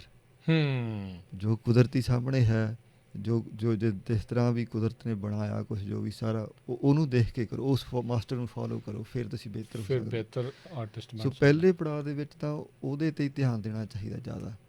ਪਰ ਹੁਣ ਮਤਲਬ ਠੀਕ ਚਲੋ ਜਿੰਨਾ ਕੁ ਮੇਰੇ ਕੋਲ ਸੀਗਾ। ਹੁਣ ਅੱਛਾ ਮੈਂ ਇੰਸਟੀਚਿਊਟ ਨਹੀਂ ਸੀ ਕਿਸੇ ਪੜ੍ਹਿਆ ਹਾਂਜੀ। ਸੋ ਮੈਨੂੰ ਆਪਣੇ ਆਪ 'ਤੇ ਥੋੜ੍ਹਾ ਇੱਕ ਤਰ੍ਹਾਂ ਦਾ ਕਹਿ ਲਓ ਕਿ ਡਾਊਟ ਵੀ ਰਹਿੰਦਾ ਸੀਗਾ ਕਿ ਮੈਂ ਠੀਕ ਵੀ ਹੈਗਾ ਵੀ ਕਰਾਫਟ ਮੇਰਾ ਠੀਕ ਹੈ ਜਾਂ ਨਹੀਂ। ਫਿਰ ਉਹਦੇ ਲਈ ਮੈਨੂੰ ਠੀਕ ਇੱਕ ਜੋ ਤਰੀਕਾ ਲੱਭਿਆ ਉਹ ਸੀਗਾ ਕਿ ਕੰਪੀਟੀਸ਼ਨ ਦੇ ਵਿੱਚ ਬਾਕੀ ਜਿਹੜੇ ਆਰਟਿਸਟ ਨੇ ਉਹਨਾਂ ਦੇ ਵਿੱਚ ਮੈਂ ਆਪਣੀ ਪੇਂਟਿੰਗ ਦੇਵਾਂ। ਠੀਕ ਹੈ। ਤਾਂ ਜੋ ਮੈਨੂੰ ਉਹ ਜਿਹੜੇ ਜੱਜ ਕਰਨਗੇ ਉਦੋਂ ਫਿਰ ਮੈਨੂੰ ਪਤਾ ਲੱਗ ਜੂਗਾ ਕਿ ਕਿੰਨਾ ਕੁ ਮੈਂ ਠੀਕ ਹੈ ਕੀ ਕਮੀਆਂ ਘਾਟਾਂ ਮੇਰੇ ਤੋਂ ਬਿਹਤਰ ਉਹਨਾਂ ਨੇ ਕਿਹਨੂੰ ਰੱਖਿਆ ਜਾਂ ਉਹ ਸਾਰਾ ਕੁਛ ਫਿਰ ਪਤਾ ਲੱਗ ਜਾਏ। ਫਿਰ ਮੈਂ ਉਹ ਇੰਪਰੂਵ ਕਰਨ ਦੀ ਕੋਸ਼ਿਸ਼ ਕਰਦਾ ਰਿਹਾ ਅਤੇ ਨਾਲੇ ਉਹ ਜਿਹੜੇ ਕੰਪੀਟੀਸ਼ਨ ਸੀਗੇ ਉਹਨਾਂ 'ਚ ਜਾਂਦਾ ਰਿਹਾ। ਫਿਰ ਇੱਕ ਇੰਟਰਨੈਸ਼ਨਲ ਕੰਪੀਟੀਸ਼ਨ ਸੀਗਾ ਵੈਨਕੂਵਰ ਹੀ। ਠੀਕ ਹੈ ਜੀ। ਉਸ ਕੰਪੀਟੀਸ਼ਨ 'ਚ ਮੈਂ ਪਹਿਲੇ ਨੰਬਰ 'ਤੇ ਆ ਗਿਆ। ਵਾਹ ਜੀ ਸੋ ਫਿਰ ਮੈਨੂੰ ਪਤਾ ਲੱਗ ਗਿਆ ਕਿ ਚਲੋ ਭਾਵੇਂ ਜਿੱਦਾਂ ਵੀ ਹੋਇਆ ਹੋਵੇ ਫਿਰ ਮੈਨੂੰ ਪਤਾ ਲੱਗਾ ਹੌਸਲਾ ਕਿ ਅਫਜ਼ਾਈ ਇੰਨੇ ਕੁ ਹੋ ਗਈ ਜੋਗਾ ਪੂਰੀ। ਮੇਰਾ ਕੰਮ ਹੋ ਗਿਆ ਕਿ ਮੈਂ ਹੁਣ ਲੋਕਾਂ ਨੂੰ ਦਿਖਾ ਸਕਦਾ ਵੀ ਮੈਂ ਉਹਨਾਂ ਦਾ ਸਮਾਂ ਹੀ ਖਰਾਬ ਨਹੀਂ ਕਰੂੰਗਾ ਅਤੇ ਇੰਨੇ ਕੁ ਜੋਗਾ ਹੁਣ ਹੋ ਗਿਆ। ਸੋ ਫਿਰ ਉਹਦੋਂ ਬਾਅਦ ਫਿਰ ਮੈਂ ਕੰਪੀਟੀਸ਼ਨ ਵੀ ਨਹੀਂ ਕੋਈ ਕੀਤਾ। ਮੈਂ ਤਾਂ ਦੇਖਣਾ ਸੀਗਾ ਕਿ ਮੇਰਾ ਚੈੱਕ ਕਰਨਾ ਹੈਗਾ ਵੀ ਮੇਰਾ ਜਿਹੜੇ ਕੁਛ ਬਿਲਕੁਲ ਮਤਲਬ ਟ੍ਰੇਨਡ ਆਰਟਿਸਟ ਨੇ ਕਿਉਂਕਿ ਜੱਜ ਵੀ ਆਰਟਿਸਟ ਹੀ ਹੁੰਦੇ ਜੀ ਜੀ ਜੀ ਅਤੇ ਉਹ ਉਹਨਾਂ ਕਿੱਦਾਂ ਤੋਂ ਲੈਂਦੇ ਆ ਮੇਰੀ ਹਾਂ ਮੈਨੂੰ ਪਤਾ ਉਹਨਾਂ ਨੂੰ ਮੈਨੂੰ ਪਤਾ ਲੱਗ ਜਾਏ ਅਤੇ ਕਿੰਨਾ ਕੁ ਮੇਰਾ ਠੀਕ ਸਕੇਲ। ਇਹ ਕਿਹੜੇ ਈਅਰ ਦੇ ਵਿੱਚ ਸੀਗਾ ਕੰਪੀਟੀਸ਼ਨ ਤੁਹਾਡਾ? ਇਹ ਹੁਣ ਮੈਨੂੰ ਯਾਦ ਨਹੀਂ ਮੈਨੂੰ ਲੱਗਦਾ 2000 ਸ਼ਾਇਦ 18-19। ਅੱਛਾ ਥੋੜ੍ਹੇ ਸਾਲ ਪਹਿਲਾਂ ਦੀ ਥੋੜ੍ਹੇ ਸਾਲ ਪਹਿਲਾਂ ਦੀ ਗੱਲ ਹੈ। ਅਤੇ ਜਦੋਂ ਤੁਸੀਂ ਸ਼ੁਰੂਆਤ 'ਚ ਕਰ ਰਹੇ ਸੀਗੇ ਸ਼ੌਂਕੀਆ ਤੌਰ 'ਤੇ ਵੀ ਸਾਰਾ ਕੁਛ ਇਹ ਕਰ ਰਹੇ ਸੀ ਕਿਹੜੀ ਇੱਕ ਪੇਂਟਿੰਗ ਤੁਸੀਂ ਉਹ ਬਣਾਈ ਤੁਹਾਨੂੰ ਲੱਗਾ ਯਾਰ ਨਹੀਂ ਮੈਂ ਇਹਦੇ ਵਿੱਚ ਹੀ ਰਹਿਣਾ ਆ ਵੀ ਉਹ ਕੋਈ ਇੱਦਾਂ ਦੀ ਪੇਂਟਿੰਗ ਨੇ ਤੁਹਾਡੇ ਨਾਲ ਗੱਲ ਕੀਤੀ ਵੀ ਨਹੀਂ ਤੂੰ ਮੇਰੇ ਨਾਲ ਹੀ ਇਸੇ ਆਰਟ ਐਂਡ ਕਰਾਫਟ ਦੇ ਨਾਲ ਜੁੜਿਆ ਰਿਹਾ? ਜਿਹੜੀ ਕਿਸੇ ਹੋਰ ਆਰਟਿਸਟ ਦੀ ਕੀਤੀ ਤੁਹਾਡੀ ਆਪਣੀ ਜਿਹੜੀ ਬਣਾਈ ਹੋਈ ਤੁਹਾਨੂੰ ਦੇਖ ਕੇ ਲੱਗਾ ਵੀ ਨਹੀਂ ਮੈਂ ਇਹ ਵਾਕਿਆ ਹੀ ਮੈਂ ਇਸ ਨੂੰ ਐਜ਼ ਏ ਪ੍ਰੋਫੈਸ਼ਨ ਲੈ ਕੇ ਜਾ ਸਕਦਾ ਹਾਂ ਅੱਗੇ? ਅਤੇ ਉਦੋਂ ਬਾਅਦ ਫਿਰ ਮੈਨੂੰ ਫੁੱਲ ਟਾਈਮ ਸੋਚਿਆ ਜਾ ਹਾਂ ਨਹੀਂ ਇੱਦਾਂ ਮੈਂ ਨਹੀਂ ਸੋਚਿਆ ਕਦੇ ਵੀ। ਅਤੇ ਹਾਂ ਹੁਣ ਵੀ ਮੈਨੂੰ ਇਹ ਹੈ ਨਹੀਂ ਕਿ ਮੈਂ ਫੁੱਲ ਟਾਈਮ ਮੈਂ ਕੋਈ ਐਫਰਟ ਉਹਦੇ ਲਈ ਨਹੀਂ ਕਰਦਾ ਵੀ ਮੈਂ ਫੁੱਲ ਟਾਈਮ ਹੋਵਾਂ। ਫੁੱਲ ਟਾਈਮ ਹੈਗਾ ਹੁਣ ਪਰ ਉਹ ਜੇ ਮੈਂ ਨਾ ਵੀ ਹੋਵਾਂ ਕੱਲ੍ਹ ਨੂੰ ਤਾਂ ਮੈਨੂੰ ਉਹਦੇ 'ਚ ਕੋਈ ਸਮੱਸਿਆ ਨਹੀਂ। ਠੀਕ ਹੈ। ਅਤੇ ਹਾਂ ਫੁੱਲ ਟਾਈਮ ਆਰਟਿਸਟ ਮਤਲਬ ਮੈਂ ਚਾਹੁੰਦਾ ਵੀ ਵਧੀਆ ਵੀ ਬੰਦੇ ਹੋਣ ਚੰਗੀ ਗੱਲ ਹੈ ਪਰ ਜਿਹੜਾ ਜੋ ਕੰਮ ਮੈਂ ਕਰਨਾ ਉਹਦੇ ਲਈ ਮੈਂ ਹੁਣ ਬਹੁਤ ਸਪਸ਼ਟ ਹੈ। ਠੀਕ ਹੈ। ਅਤੇ ਉਹਦੇ 'ਚ ਮੇਰੇ ਕੋਲ ਫੁੱਲ ਟਾਈਮ ਹੋਵੇ ਤਾਂ ਉੱਦਾਂ ਕਰ ਲੈਣਾ ਨਹੀਂ ਹੋਵੇ ਤਾਂ ਇੱਥੇ ਹੁਣ ਕੈਨੇਡਾ ਜਾਂ ਇੱਥੇ ਰਹਿੰਦਿਆਂ ਕੋਈ ਐਡੀ ਸਮੱਸਿਆ ਨਹੀਂ ਹੈ। ਬੰਦਾ ਕਿਸੇ ਹੋਰ ਕੰਮ ਨਾਲ ਵੀ ਜਿਹੜੇ ਆਪਣੇ ਘਰ ਪਰਿਵਾਰ ਦੇ ਖਰਚੇ ਆ ਉਹ ਕਰ ਲੈਂਦਾ ਜਿਹੜਾ ਸਮਾਂ ਬਣਾ ਕੇ ਸੇਫਟੀ ਨੈੱਟ ਹੈ ਇੱਥੇ ਬਹੁਤ ਸੌਖਾ ਕੋਈ ਐਡੀ ਗੱਲ ਨਹੀਂ ਹੈ। ਓਕੇ ਸੋ ਉਹ ਪਰ ਕੰਮ ਜੋ ਮੈਂ ਕਰਨਾ ਉਹ ਹੁਣ ਮੈਨੂੰ ਸਪਸ਼ਟ ਹੈ ਕਿ ਹਾਂ ਮੈਂ ਕੀ ਕਰਨਾ। ਆਪਾਂ ਉਸ ਵੱਲ ਨੂੰ ਵੀ ਵੱਧਦੇ ਹਾਂ। ਜਦੋਂ ਤੁਸੀਂ ਇਹ ਸਾਰਾ ਕੁਛ ਕਰ ਰਹੇ ਆ ਹੁਣ ਤੱਕ ਤੁਹਾਡੇ ਕਿਹੜੇ ਜਿਹੜੇ ਆਰਟਿਸਟ ਆ ਉਹ ਤੁਹਾਡੇ ਇੰਸਪੀਰੇਸ਼ਨ ਰਹੇ ਆ? ਜਿਹੜੇ ਤਾਂ ਆਪਣੇ ਹੋਏ ਆ ਸਿੱਖ ਆਰਟਿਸਟ ਉਹਨਾਂ ਦੇ ਵਿੱਚ ਤਾਂ ਸਰਦਾਰ ਕਿਰਪਾਲ ਸਿੰਘ ਹੋਣੀ, ਉਹਨਾਂ ਦਾ ਕੰਮ ਮੈਨੂੰ ਬਹੁਤ ਜ਼ਿਆਦਾ ਵਧੀਆ ਲੱਗਦਾ। ਠੀਕ ਤੇ ਹੈ ਹਾਂ, ਉਹ ਬਹੁਤ ਜ਼ਿਆਦਾ ਵਧੀਆ ਉਹਨਾਂ ਨੇ ਸਿੱਖ ਇਤਿਹਾਸ ਉੱਤੇ ਜਿਹੜੀਆਂ ਪੇਂਟਿੰਗਾਂ ਬਣਾਈਆਂ, ਜੀ। ਜਿੰਨੀ ਖੋਜ ਕਰਕੇ ਜਿਸ ਤਰ੍ਹਾਂ ਦੇ ਉਹ ਦ੍ਰਿਸ਼ ਹੈ, ਹੂੰ ਉਹ ਬਹੁਤ ਜ਼ਿਆਦਾ ਚੰਗਾ ਹੈ। ਅਤੇ ਇੱਕ ਆਰਕੀਟੈਕਟ ਨੇ ਰਾਮ ਸਿੰਘ, ਠੀਕ ਹੈ ਉਹ ਮੈਨੂੰ ਉਹਨਾਂ ਦਾ ਬਹੁਤ ਸਾਰਾ, ਜਿਨ੍ਹਾਂ ਨੇ ਖਾਲਸਾ ਕਾਲਜ ਦਾ ਵੀ ਉਹਨਾਂ ਨੇ ਸਾਰਾ ਤਿਆਰ ਕੀਤਾ ਕੀਤਾ। ਸੀਗਾ। ਹੋਰ ਵੀ ਬਹੁਤ ਜ਼ਿਆਦਾ ਨੇ ਬਿਲਡਿੰਗਾਂ ਜਿਹੜੀਆਂ ਉਹਨਾਂ ਨੇ ਬਣਾਈਆਂ, ਉਹਨਾਂ ਦਾ ਮੈਨੂੰ ਬਹੁਤ ਜ਼ਿਆਦਾ ਵਧੀਆ ਲੱਗਦਾ। ਕਿਰਪਾਲ ਸਿੰਘ ਹੁਣਾਂ ਦੀ ਕਿਹੜੀ ਪੇਂਟਿੰਗ ਜਿਹੜੀ ਤੁਹਾਡੀ ਸਭ ਤੋਂ ਫੇਵਰੇਟ ਆ? ਉਹ ਸਾਰੀਆਂ ਹੀ ਬਹੁਤ ਜ਼ਿਆਦਾ ਚੰਗੀਆਂ।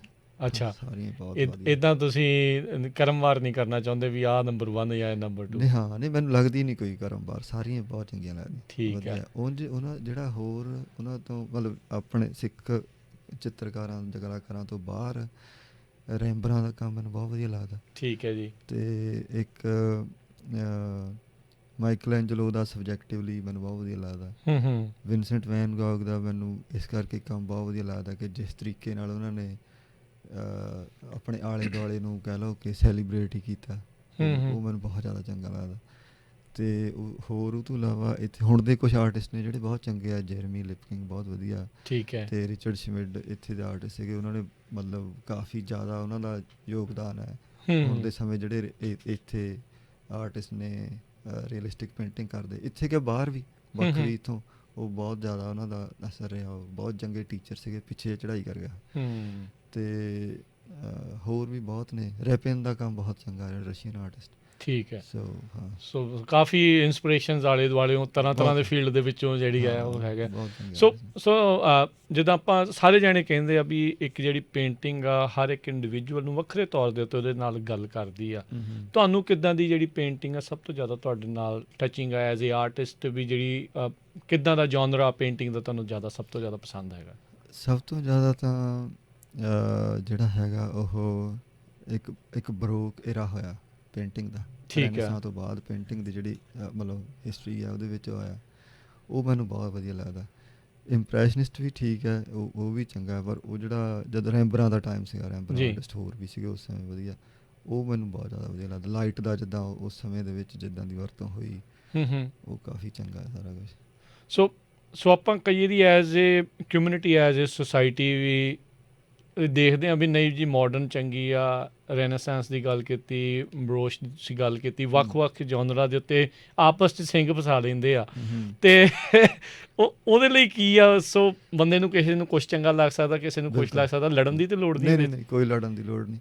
ਜਦੋਂ ਤੱਕ ਜਿਹੜਾ ਆਰਟ ਦੀ ਜੋ ਗੱਲ ਹੈ, ਜਦੋਂ ਤੱਕ ਕੋਈ ਉਸਾਰੂ ਗੱਲ ਅੱਗੇ ਜਾ ਰਹੀ ਹੈ, ਉਹ ਜਿਹੜੇ ਵੀ ਮਰਜ਼ੀ ਤਰੀਕੇ ਜਾ ਰਹੀ ਹੋਵੇ, ਠੀਕ ਹੈ। ਮਾਡਰਨ ਆਰਟ ਕੁਛ ਗਲਤ ਨਹੀਂ ਜੇ ਜੈਨੂਅਨਲੀ ਉਹਨੂੰ ਕੁਛ ਕਿਸੇ ਨੇ ਗੱਲ ਨੂੰ ਅੱਗੇ ਰੱਖਣ ਲਈ ਕੀਤਾ ਕੁਛ, ਉਹ ਸਾਰਾ ਕੁਛ ਠੀਕ ਹੈ। ਈਵਨ ਹੁਣ ਜਿਹੜਾ ਵੀਡੀਓ ਜਾਂ ਫੋਟੋ ਦਾ ਬਹੁਤ ਜ਼ਿਆਦਾ ਹੈ, ਜੀ, ਉਹ ਵੀ ਠੀਕ ਹੈ ਜਦੋਂ ਤੱਕ ਗੱਲ ਮਤਲਬ ਆਰਟ ਦਾ ਕੀ ਹੈ ਕਿ ਆਰਟ ਬਾਰੇ ਕਿਹਾ ਜਾਂਦਾ ਕਿ ਇਹ ਸਧਾਰਨ ਨੂੰ ਅਸਧਾਰਨ ਬਣਾਉਣ ਲਈ ਬਹੁਤ ਵੱਡਾ ਮਤਲਬ ਕਹਿ ਲਓ ਮਦਦਗਾਰ ਹੈ। ਆਰਟ ਬਹੁਤ ਜ਼ਿਆਦਾ ਮਦਦ ਕਰਦੀ। ਸੋ ਉਹ ਬੰਦੇ ਦੇ ਅੰਦਰ ਨੂੰ ਉੱਚਾ ਚੁੱਕਣ ਲਈ ਜੋ ਮਰਜ਼ੀ ਤਰੀਕਾ, ਕੋਈ ਜਿੱਦਾਂ ਦੀ ਮਰਜ਼ੀ, ਇਹ ਤਾਂ ਚਲੋ ਠੀਕ ਹੈ, ਸਮੇਂ ਦੇ ਨਾਲ ਬਦਲਦਾ ਗਿਆ, ਪਰ ਉਂਝ ਕੋਈ ਇਹ ਗੱਲ ਮੈਟਰ ਨਹੀਂ ਕਰਦੀ ਕੋਈ ਵੀ।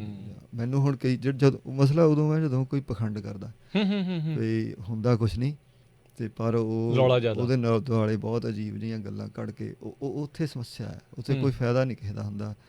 ਕਈ ਵਾਰੀ ਕਨਫਿਊਜ਼ਨ ਬਣ ਜਾਂਦਾ ਹੈ। ਸੋ ਆਰਟ ਜੋ ਮੇਰੀ ਮਾਨਤਾ ਹੈ, ਆਰਟ ਕਨਫਿਊਜ਼ਨ ਕਲੀਅਰ ਕਰਨੇ ਲਈ ਹੈ, ਕਨਫਿਊਜ਼ਨ ਕ੍ਰੀਏਟ ਕਰਨੇ ਲਈ। ਸੋ ਉਹ ਹੈ ਵੀ ਉਂਝ ਕੋਈ ਹੈ ਨਹੀਂ ਵੀ ਐਬਸਟਰੈਕਟ ਕਿਉਂ ਹੈ।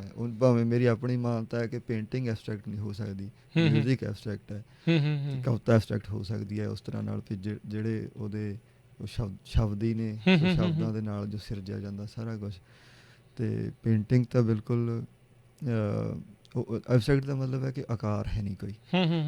ਸੋ ਇਸੇ ਕਰਕੇ ਮੈਨੂੰ ਲੱਗਦਾ ਹੁੰਦਾ ਕਿ, ਪਰ ਉਹਦੇ ਨਾਲ ਮੇਰਾ ਕੋਈ ਵਿਰੋਧ ਨਹੀਂ, ਜੇ ਉਹਦੇ ਰਾਹੀਂ ਵੀ ਕੁਛ ਚੰਗਾ ਆ ਰਿਹਾ ਤਾਂ ਚੰਗਾ ਹੀ ਹੈ।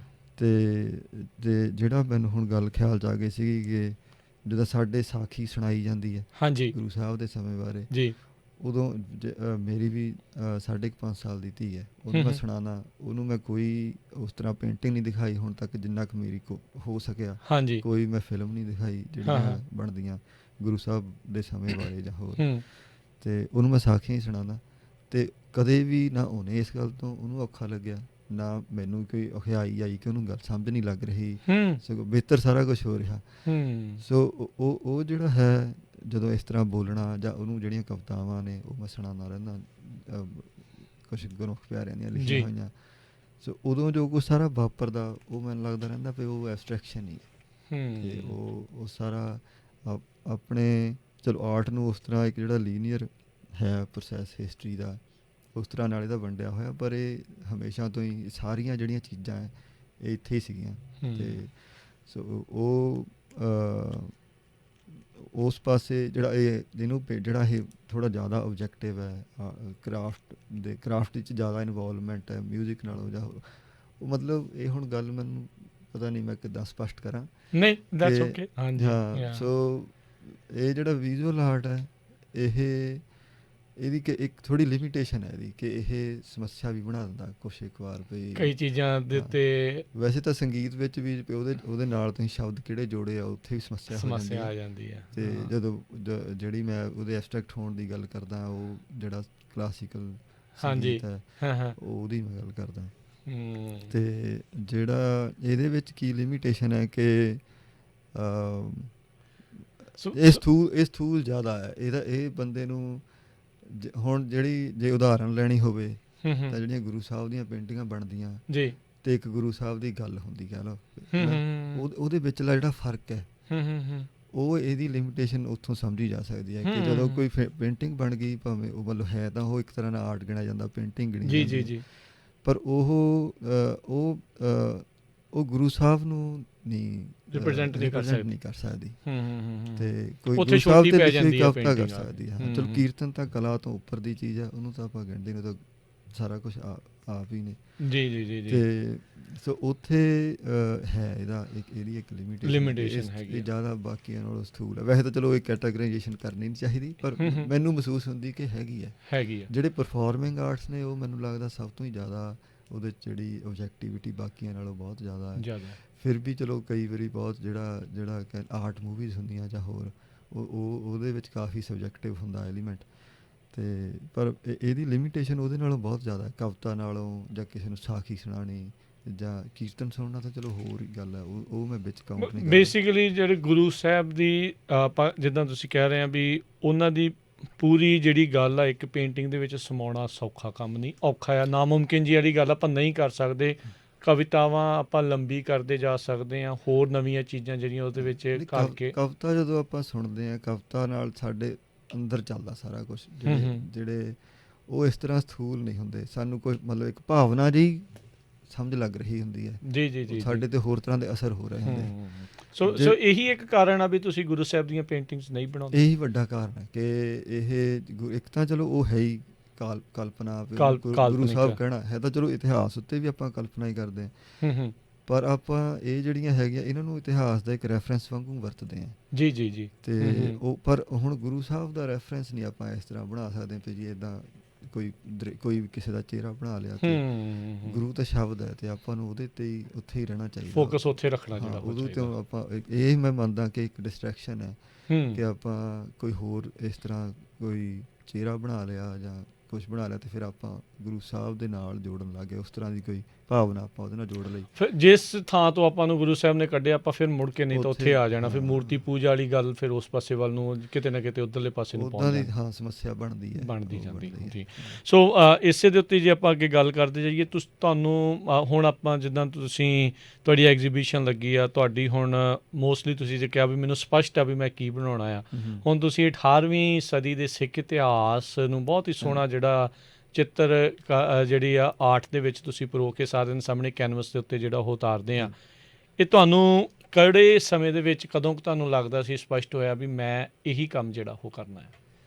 ਇਹ ਜਦੋਂ ਮੈਂ ਜਿੱਦਾਂ ਹੁਣ ਆਪਾਂ ਸਾਖੀਆਂ ਸੁਣਦੇ ਰਹਿੰਦੇ ਹਾਂ ਜਾਂ ਢਾਡੀਆਂ ਕਵੀਸ਼ਰਾਂ ਤੋਂ ਇਤਿਹਾਸ ਵੀ ਸੁਣਦੇ ਰਹਿੰਦੇ ਹਾਂ, ਪਰ ਜਦੋਂ ਮੈਂ ਆਪ ਇਹਨੂੰ ਪੜ੍ਹਨਾ ਸ਼ੁਰੂ ਕੀਤਾ ਉਦੋਂ ਮੈਨੂੰ ਜ਼ਿਆਦਾ ਹੋਇਆ। ਚਲੋ ਮੈਨੂੰ ਥੋੜ੍ਹਾ ਸੀਗਾ ਕਿ ਮੈਂ ਸਮੇਂ ਦੀਆਂ ਪੇਂਟਿੰਗਾਂ ਬਣਾਉਣੀਆਂ ਹੈ ਜੀ, ਅਤੇ ਪਰ ਜਦੋਂ ਮੈਂ ਆਪ ਉਹਦੀ ਜਿਹੜੀਆਂ ਡਿਟੇਲਸ ਨੇ ਉਹ ਪੜ੍ਹਨੀਆਂ ਸ਼ੁਰੂ ਕੀਤੀਆਂ ਤਾਂ ਉਦੋਂ ਮੈਨੂੰ ਫਿਰ ਬਹੁਤ ਜ਼ਿਆਦਾ ਹੋ ਗਿਆ।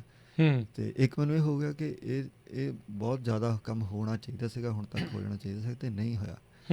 ਉਹ ਵੀ ਇੱਕ ਕਾਰਨ ਹੋ ਗਿਆ। ਬਾਕੀ ਇਹ ਹੈ ਕਿ ਉਹ ਸਮਾਂ ਜਿਹੜਾ ਆ ਉਹ ਬਹੁਤ ਜ਼ਿਆਦਾ ਤੁਹਾਨੂੰ ਮਤਲਬ ਕਹਿ ਲਓ ਕਿ ਜੋ ਗੁਰੂ ਸਾਹਿਬ ਨੇ ਖਾਲਸਾ ਸਿਰਜਿਆ ਜੀ ਉਸ ਵੇਲੇ ਉਹ ਵਿਚਰੇ ਆ ਬੰਦੇ ਉਸ ਤਰੀਕੇ ਨਾਲ। ਉਹ ਸਾਰਾ ਕੁਛ ਉਦੋਂ ਹੋਇਆ ਜਿੱਦਾਂ ਦੀ ਹੋਇਆ ਉਹ ਕਿਸੇ ਦੀ ਉਹਨਾਂ ਨੇ ਕਿਸੇ ਵੀ ਹੋਰ ਅਧੀਨਗੀ ਨੂੰ ਪ੍ਰਵਾਨ ਨਹੀਂ ਮਾਨ ਨਹੀਂ ਕੀਤਾ। ਕੀਤਾ।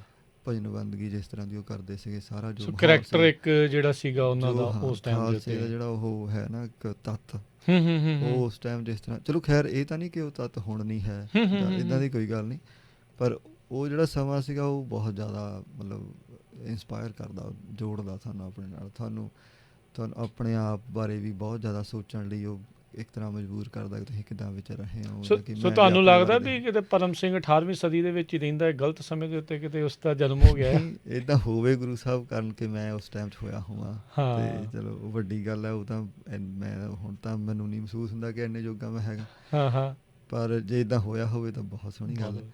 Yeah. ਤੇ ਤੇ ਤੁਹਾਨੂੰ ਬਹੁਤ ਇਹ- ਇਨਸਪਾਇਰ ਕਰਦੀ ਹੈ 18th ਸੈਂਚੁਰੀ ਜਿਹੜਾ ਸਿੱਖ ਹਿਸਟਰੀ ਆ। ਹਾਂ, ਉਹ ਬਹੁਤ ਜ਼ਿਆਦਾ, ਉਹ ਈਵਨ ਉਹ ਮੈਨੂੰ ਲੱਗਦਾ ਵੀ ਉਹ ਹਰ ਕਿਸੇ ਨੂੰ ਉਹਦਾ ਪਤਾ ਹੋਣਾ ਚਾਹੀਦਾ। ਹਾਂਜੀ ਹੁਣ ਦੇ ਸਮੇਂ ਦੇ ਵਿੱਚ ਵੀ ਉਹ ਉਨੀ ਰੈਲੇਵੈਂਟ ਆ, ਉਨਾ ਹੀ ਜ਼ਿਆਦਾ ਇੰਪੋਰਟੈਂਟ ਆ। ਜਿਸ ਤਰ੍ਹਾਂ ਨਾਲ ਉਹਨਾਂ ਨੇ ਡਿਸੀਜਨ ਬਣਾਏ, ਜਿਸ ਤਰ੍ਹਾਂ ਉਹ ਵਿਚਰਦੇ ਸੀਗੇ, ਜਿੱਦਾਂ ਉਹ ਸਿਚੁਏਸ਼ਨ ਨੂੰ ਦੇਖਦੇ ਸੀਗੇ, ਜਿੱਦਾਂ ਆਪਾਂ ਉਹ ਗੱਲ ਵੀ ਕੀਤੀ ਸੀ ਕਿ ਅਬਦਾਲੀ ਨੇ ਸੱਦਾ ਭੇਜਿਆ ਕਿ ਇੱਥੇ ਦਾ ਲਾਹੌਰ ਦਾ ਸੂਬੇਦਾਰ ਬਣ ਜਾ, ਤੇ ਸਰਦਾਰ ਜੀ। ਲਹਿਣਾ ਸਿੰਘ ਕਹਿੰਦਾ ਕਿ ਵੀ ਸਾਨੂੰ ਤਾਂ ਗੁਰੂ ਸਾਹਿਬ ਦੇ ਵਚਨ ਨਾਲ ਹੀ ਰਾਜ ਮਿਲਿਆ, ਆਪਾਂ ਨੂੰ ਕਿਸੇ ਹੋਰ ਵੱਲੋਂ ਪੇਸ਼ਕਸ਼ ਕੀਤੀ ਹੋਈ ਨਹੀਂ ਚਾਹੀਦੀ ਵੀ ਰਾਜ ਤਰਲੋਕੀ ਵੀ ਸਾਨੂੰ ਸਾਨੂੰ ਨਹੀਂ ਹਾਂ, ਚਾਹੀਦੀ। ਵੀ ਜੇ ਗੁਰੂ ਸਾਹਿਬ ਤੋਂ ਬਿਨਾਂ ਤਾਂ ਸਾਨੂੰ ਤਰਲੋਕੀ ਦਾ ਕਿਸੇ ਦਿੱਤਾ ਹੋਇਆ ਰਾਜ, ਤਰਲੋਕੀ ਦਾ ਰਾਜ ਵੀ ਮਨਜ਼ੂਰ ਨਹੀਂ। ਮਨਜ਼ੂਰ ਨਹੀਂ। ਸੋ ਜਿਸ ਥਾਂ ਤੇ ਉਹ ਵਿਚਰਦੇ ਸੀਗੇ, ਜਿੱਦਾਂ ਹੂੰ। ਉਹਨਾਂ ਨੂੰ ਸਾਰੀ ਗੱਲ ਦੀ ਸਪਸ਼ਟਤਾ ਸੀਗੀ। ਅੱਛਾ, ਗੱਲ ਦੀ ਸਪਸ਼ਟਤਾ ਹੋਣੀ ਵੀ ਕੋਈ ਐਡੀ ਗੱਲ ਨਹੀਂ ਹੁੰਦੀ, ਉਹ ਬੰਦਿਆਂ ਦੀ ਜੋ ਅਵਸਥਾ ਸੀਗੀ ਹਾਂ ਕਿ ਕਹਿਣੀ ਤਾਂ ਕਥਨੀ ਤੇ ਸੀਗੇ ਪੂਰੇ। ਹਾਂ, ਵੀ ਬੰਦਾ ਜਿਹੜਾ ਡਿਸੀਜਨ ਬਣਾਉਂਦਾ, ਜਦੋਂ ਉਹਦੇ ਮੂਹਰੇ ਸਿਚੁਏਸ਼ਨ ਬਣ ਗਈ, ਹਾਂ ਕੱਲੀ ਉਹਨੂੰ ਕਿਸੇ ਗੱਲ ਦੀ ਸਪਸ਼ਟਤਾ ਹੋਣ ਨਾਲ ਨਹੀਂ ਕੋਈ ਐਡਾ ਹੋ ਜਾਂਦਾ। ਵੀ ਬੰਦੇ ਦਾ ਅੰਦਰ ਕਿੱਥੇ ਖੜਾ, ਉਹ ਕਿਹੜੀਆਂ ਗੱਲਾਂ ਨੂੰ ਪ੍ਰਾਇੋਰਟੀ 'ਤੇ ਰੱਖ ਰਿਹਾ, ਕਿਹੜੀਆਂ ਗੱਲਾਂ ਨੂੰ ਪਿੱਛੇ ਰੱਖ ਰਿਹਾ, ਉਹ ਬਹੁਤ ਵੱਡੀ ਚੀਜ਼ ਮੈਨੇ ਹੁੰਦੀ ਹੈ। ਰੱਖਦੀਆਂ ਹਾਂ, ਬੰਦਾ ਮਤਲਬ ਉਹਨੂੰ ਪਤਾ ਹੋਵੇ ਵੀ ਇਹ ਠੀਕ ਹੈ, ਇਹ ਗਲਤ ਹੈ, ਹੂੰ। ਫਿਰ ਵੀ ਕਈ ਵਾਰੀ ਗਲਤ ਕਰ ਜਾਂਦਾ। ਉਹ ਹੂੰ ਇਹੀ ਹੈ ਕਿ ਉਹਦੇ ਅੰਦਰ ਮਤਲਬ ਗੁਰੂ ਸਾਹਿਬ 'ਤੇ ਕਿੰਨਾ ਕੁ ਉਹਨੂੰ ਯਕੀਨ ਹੈ ਤੇ ਕਿੱਥੇ ਉਹਦਾ ਅੰਦਰ ਖੜਾ, ਉਹ ਬਹੁਤ ਇੰਪੋਰਟੈਂਟ ਹੁੰਦਾ। ਸੋ ਉਸ ਟਾਈਮ ਉਸ ਟਾਈਮ ਦੇ ਜਿਹੜੇ ਸੀਗੇ ਸਾਰੇ ਸਿੰਘ, ਜੱਸਾ ਸਿੰਘ ਆਹਲੂਵਾਲੇ ਨੂੰ ਵੀ ਪੇਸ਼ਕਸ਼ ਕੀਤੀ। ਉਹ ਕਹਿੰਦੇ ਵੀ ਇਹ ਤੂੰ ਭੁੱਲ ਜਾ, ਇੱਦਾਂ ਨਹੀਂ ਹੋ ਸਕਦੀ ਕਿਤੇ, ਏਦਾਂ ਨਹੀਂ ਹੋ ਵੀ ਅਸੀਂ ਸਾਨੂੰ ਗੁਰੂ ਸਾਹਿਬ ਨੇ ਸਮਰੱਥ ਬਣਾਇਆ, ਅਸੀਂ ਰਾਜ ਆਪੇ ਲੈ ਲੈਣਾ, ਵੀ ਉਹਨਾਂ ਤੋਂ ਘਬਰਾ। ਉਹ ਬਚਨ ਨੇ ਗੁਰੂ ਸਾਹਿਬ ਦੇ, ਉਹ ਤਾਂ ਹੋਣਾ ਹੀ ਆ। ਹਾਂ, ਬੰਤ ਜੀ। ਪ੍ਰਕਾਸ਼ ਚਾਹੁੰਦਾ ਕਿ ਜਿਹੜਾ ਧਰੂ ਤਾਰਾ ਹੈ ਉਹ ਹਾਂ। ਤਾਂ ਆਪਣੀ ਥਾਂ ਤੋਂ ਹਿਲ ਸਕਦਾ, ਹਾਂ ਗੁਰੂ ਸਾਹਿਬ ਦਾ ਕੀਤਾ ਹੋਇਆ ਬਚਨ ਨਹੀਂ ਹਿਲ ਸਕਦਾ। ਹਿਲ ਸਕਦਾ। ਸੋ ਗੁਰੂ ਸਾਹਿਬ ਨੇ ਕਿਹਾ ਕਿ ਸਾਡਾ ਰਾਜ ਹੋਊ ਸੋ ਹੋਊ। ਹੋ ਸੋ ਇਹ ਨਹੀਂ ਗੱਲ ਵੀ ਸਾਨੂੰ ਸੋ ਕਿਸੇ ਦਾ ਸਪਸ਼ਟਤਾ ਆ ਉਸ ਚੀਜ਼ ਦੇ ਵਿੱਚ। ਉਹ ਹਾਂ, ਉਹ ਜਿਹੜੀ ਉਸ ਟਾਈਮ ਤੁਹਾਡੀ ਸਭ ਤੋਂ ਪਹਿਲੀ ਇਹ ਪੇਂਟਿੰਗ ਕਿਹੜੀ ਸੀਗੀ, ਜਾਂ ਜਿਹੜੀ ਤੁਸੀਂ 18ਵੀਂ ਸਦੀ ਦੇ ਇਤਿਹਾਸ ਦੇ ਨਾਲ ਜੁੜ ਕੇ ਜਿਹੜੀ ਹੈ, ਸੁਣ ਕੇ ਜਿਹੜੀ, ਜਾਂ ਉਹਨੂੰ ਪੜ੍ਹ ਕੇ ਜਿਹੜੀ ਉਹ ਬਣਾਈ ਹੈਗੀ ਆ? ਸਭ ਤੋਂ ਪਹਿਲੀ ਪੇਂਟਿੰਗ ਸੀਗੀ, ਯਾਦ ਨਹੀਂ ਮੈਨੂੰ ਕਿਹੜੀ ਸੀ। ਮੈਂ ਇੱਕੋ ਸਮੇਂ 'ਚ ਕਿੰਨੀਆਂ ਪੇਂਟਿੰਗਸ ਬਣਾ ਮੈਨੂੰ ਤਾਂ ਦਿੱਤੀਆਂ, ਯਾਦ ਨਹੀਂ ਕਿ ਮੈਂ ਪਹਿਲੀ ਕਿਹੜੀ ਬਣਾਈ ਸੀ। ਠੀਕ ਹੈ। ਆਪਾਂ ਇੱਥੇ ਜਿਹੜੀ ਐਗਜ਼ੀਬਿਸ਼ਨ ਦੇ ਵਿੱਚ ਜਦੋਂ ਦੇਖ ਰਹੇ ਹਾਂ ਵੀ ਗਰਜਾ ਸਿੰਘ, ਬੋਤਾ ਸਿੰਘ ਉਹਨਾਂ ਦੀ, ਬਾਬਾ ਦੀਪ ਸਿੰਘ ਜੀ ਸ਼ਹੀਦ ਉਹਨਾਂ ਦੀ, ਜੱਸਾ ਸਿੰਘ ਆਹਲੂਵਾਲੀਆ ਉਹਨਾਂ ਦੀ, ਜਿਨ੍ਹਾਂ ਦਾ ਆਪਾਂ ਹੁਣੇ ਜ਼ਿਕਰ ਕੀਤਾ ਆ, ਭਾਈ ਲਹਿਣਾ ਸਿੰਘ ਉਹਨਾਂ ਦੀ, ਬਾਕੀ ਜਿਹੜੇ ਕਿਸ ਤਰੀਕੇ ਦੇ ਨਾਲ ਖਾਲਸਾ ਜਿਹੜੇ ਆ ਸਿੱਖ ਉਸ ਟਾਈਮ ਦੇ ਉੱਤੇ ਉਸ ਸਦੀ ਦੇ ਵਿੱਚ ਵਿਚਰਦੇ ਸੀ, ਉਹ ਸਾਰੀਆਂ ਜਿਹੜੀਆਂ ਉਹ ਬਣਾਈਆਂ। ਜਦੋਂ ਤੁਸੀਂ ਇਹ ਪੇਂਟਿੰਗ ਬਣਾਉਂਦੇ ਆ, ਉਸ ਦੇ ਪਿੱਛੇ ਪੂਰਾ ਪ੍ਰੋਸੈਸ ਜੇ ਤੁਸੀਂ ਥੋੜ੍ਹਾ ਜਿਹਾ ਐਕਸਪਲੇਨ ਕਰੋ, ਕਿਉਂਕਿ ਇਤਿਹਾਸ ਦੇ ਵਿੱਚ ਤਾਂ ਬਹੁਤ ਸਾਰੀਆਂ ਘਟਨਾਵਾਂ ਨੇ, ਜਿੱਦਾਂ ਤੁਸੀਂ ਕਿਹਾ ਵੀ ਉਹਦਾ ਜਿਹੜਾ ਚਿਤਰਨ ਕੀਤਾ ਜਾ ਸਕਦਾ ਆ। ਬਹੁਤ ਜ਼ਿਆਦਾ। ਤੁਸੀਂ ਕਿੱਦਾਂ ਡਿਸਾਈਡ ਕਰਦੇ ਆ ਵੀ ਪਰਮ ਸਿੰਘ ਵੀ ਅੱਜ ਮਨ 'ਚ ਆ ਵੀ ਆਪਾਂ ਗਰਜਾ ਸਿੰਘ, ਬੋਤਾ ਸਿੰਘ ਹੋਣਾ ਦੀ ਉਹੀ ਬਣਾਉਣੀ ਸੀ, ਜਾਂ ਜੱਸਾ ਸਿੰਘ ਆਹਲੂਵਾਲੀਆ ਹੋਣਾ ਦੀ, ਇੰਨੀਆਂ ਘਟਨਾਵਾਂ ਦੇ ਵਿੱਚੋਂ ਜਿਹੜਾ ਸੁਲਤਾਨੁਲ ਕੌਮ ਵਾਲੀ ਆ ਉਹੀ ਬਣਾਉਣੀ ਸੀਗੀ? ਇਹ ਜਦੋਂ ਤੁਸੀਂ ਪੜ੍ਹਦੇ ਹੋ ਨਾ, ਤੁਹਾਨੂੰ ਆਪੇ ਮਹਿਸੂਸ ਹੋ ਜਾਂਦਾ ਹਾਂ ਹਾਂ ਹਾਂ ਕਿ ਤੁਹਾਨੂੰ ਕਿਹੜੀ ਚੀਜ਼ ਹੈ, ਕਿਹੜਾ ਮੂਮੈਂਟ ਹੈ ਜਿਹਨੇ ਤੁਹਾਨੂੰ ਹਿੱਟ ਕੀਤਾ ਜ਼ਿਆਦਾ। ਹਾਂ, ਸੋ ਉਹ ਤੁਸੀਂ ਲਗਾਤਾਰ ਪੜ੍ਹਦੇ ਰਹੋ, ਬਾਰ-ਬਾਰ ਪੜ੍ਹਦੇ ਰਹੋ, ਤੁਹਾਨੂੰ ਉਹ ਦ੍ਰਿਸ਼ ਸਪਸ਼ਟ ਜਿਹਾ ਹੁੰਦਾ ਜਾਂਦਾ। ਠੀਕ ਆ। ਕੁਛ ਅਜੇ ਮਤਲਬ ਕੁਛ ਇੱਕ ਦ੍ਰਿਸ਼ ਹੈਗੇ ਜਿਹੜੇ ਮੈਂ ਬਹੁਤ ਚਿਰ ਤੋਂ ਸੋਚ ਰਿਹਾ।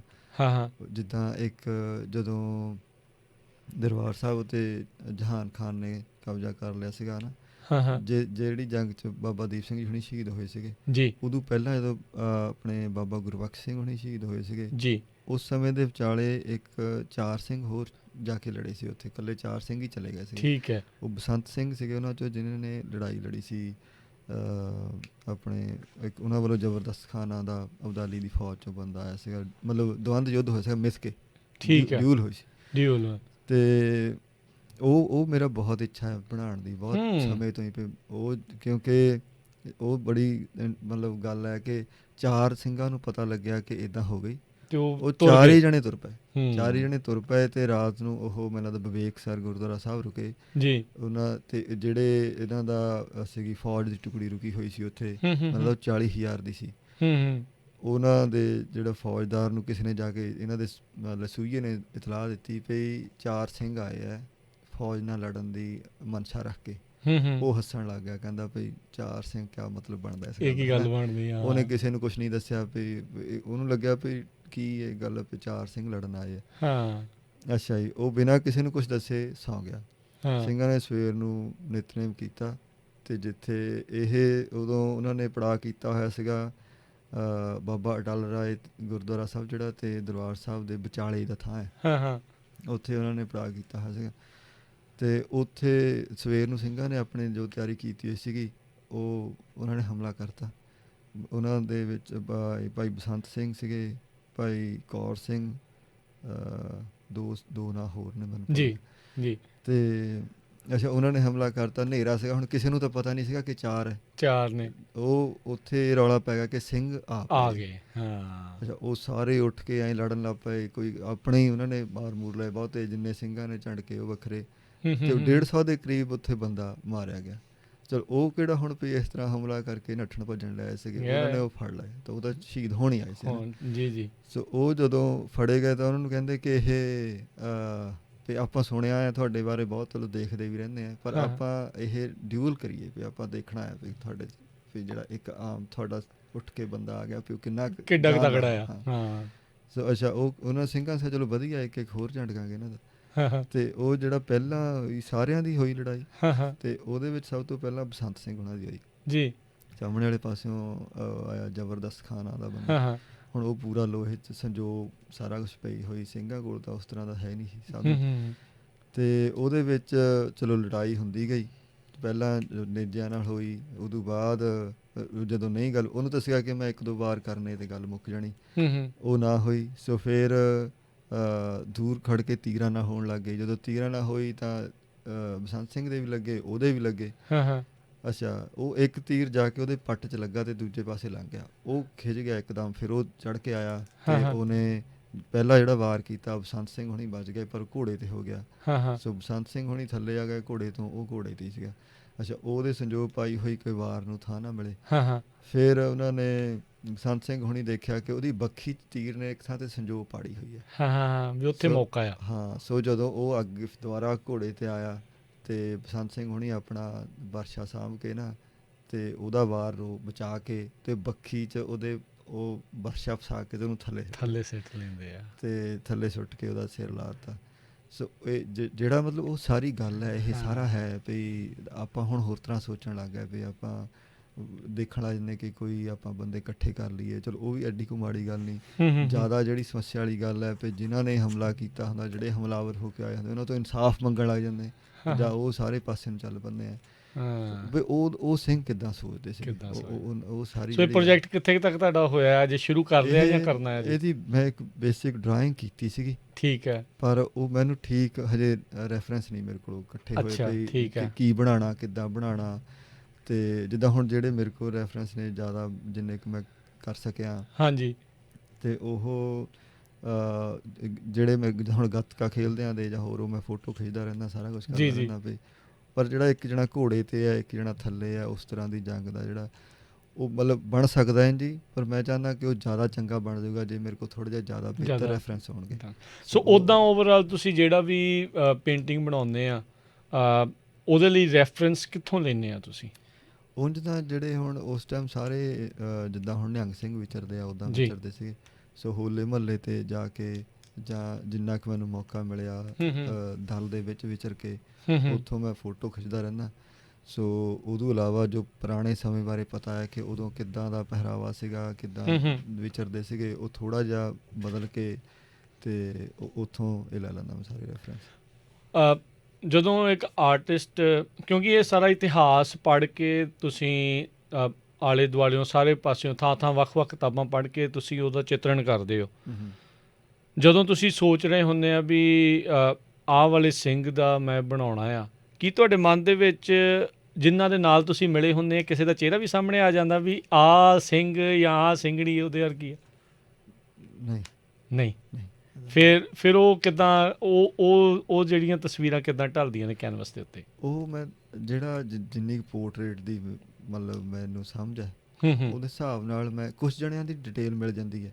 ਠੀਕ ਹੈ, ਕਿੱਦਾਂ ਡਿਟੇਲ ਮਿਲ ਜਾਂਦੀ ਹੈ? ਜਿੱਦਾਂ ਹੁਣ ਜੱਸਾ ਸਿੰਘ ਹੁਣ ਬਾਰੇ ਡਾਕਟਰ ਗੰਡਾ ਸਿੰਘ ਉਹਨਾਂ ਦੀ ਜਿਹੜੀ ਕਿਤਾਬ ਹੈ, ਉਹਦੇ 'ਚ ਨਹੀਂ ਲਿਖਿਆ ਹੋਇਆ ਕਿ ਉਹ ਕਿੱਦਾਂ ਦਾ ਖਾਣਾ ਦਾਣਾ ਖਾਂਦੇ ਸੀਗੇ, ਕਿੱਦਾਂ ਦੇ ਕੱਪੜੇ ਪਹਿਨਦੇ ਸੀਗੇ, ਕਿੱਦਾਂ ਦਾ ਦਮਾਲਾ ਸਜਾਉਂਦੇ ਸੀਗੇ, ਅੱਛਾ, ਕਿੱਦਾਂ ਕਮਰ ਕੱਸੇ 'ਚ 2 ਸ਼ਸਤਰ ਰੱਖਦੇ ਸੀਗੇ, ਸਾਰਾ ਕੁਛ।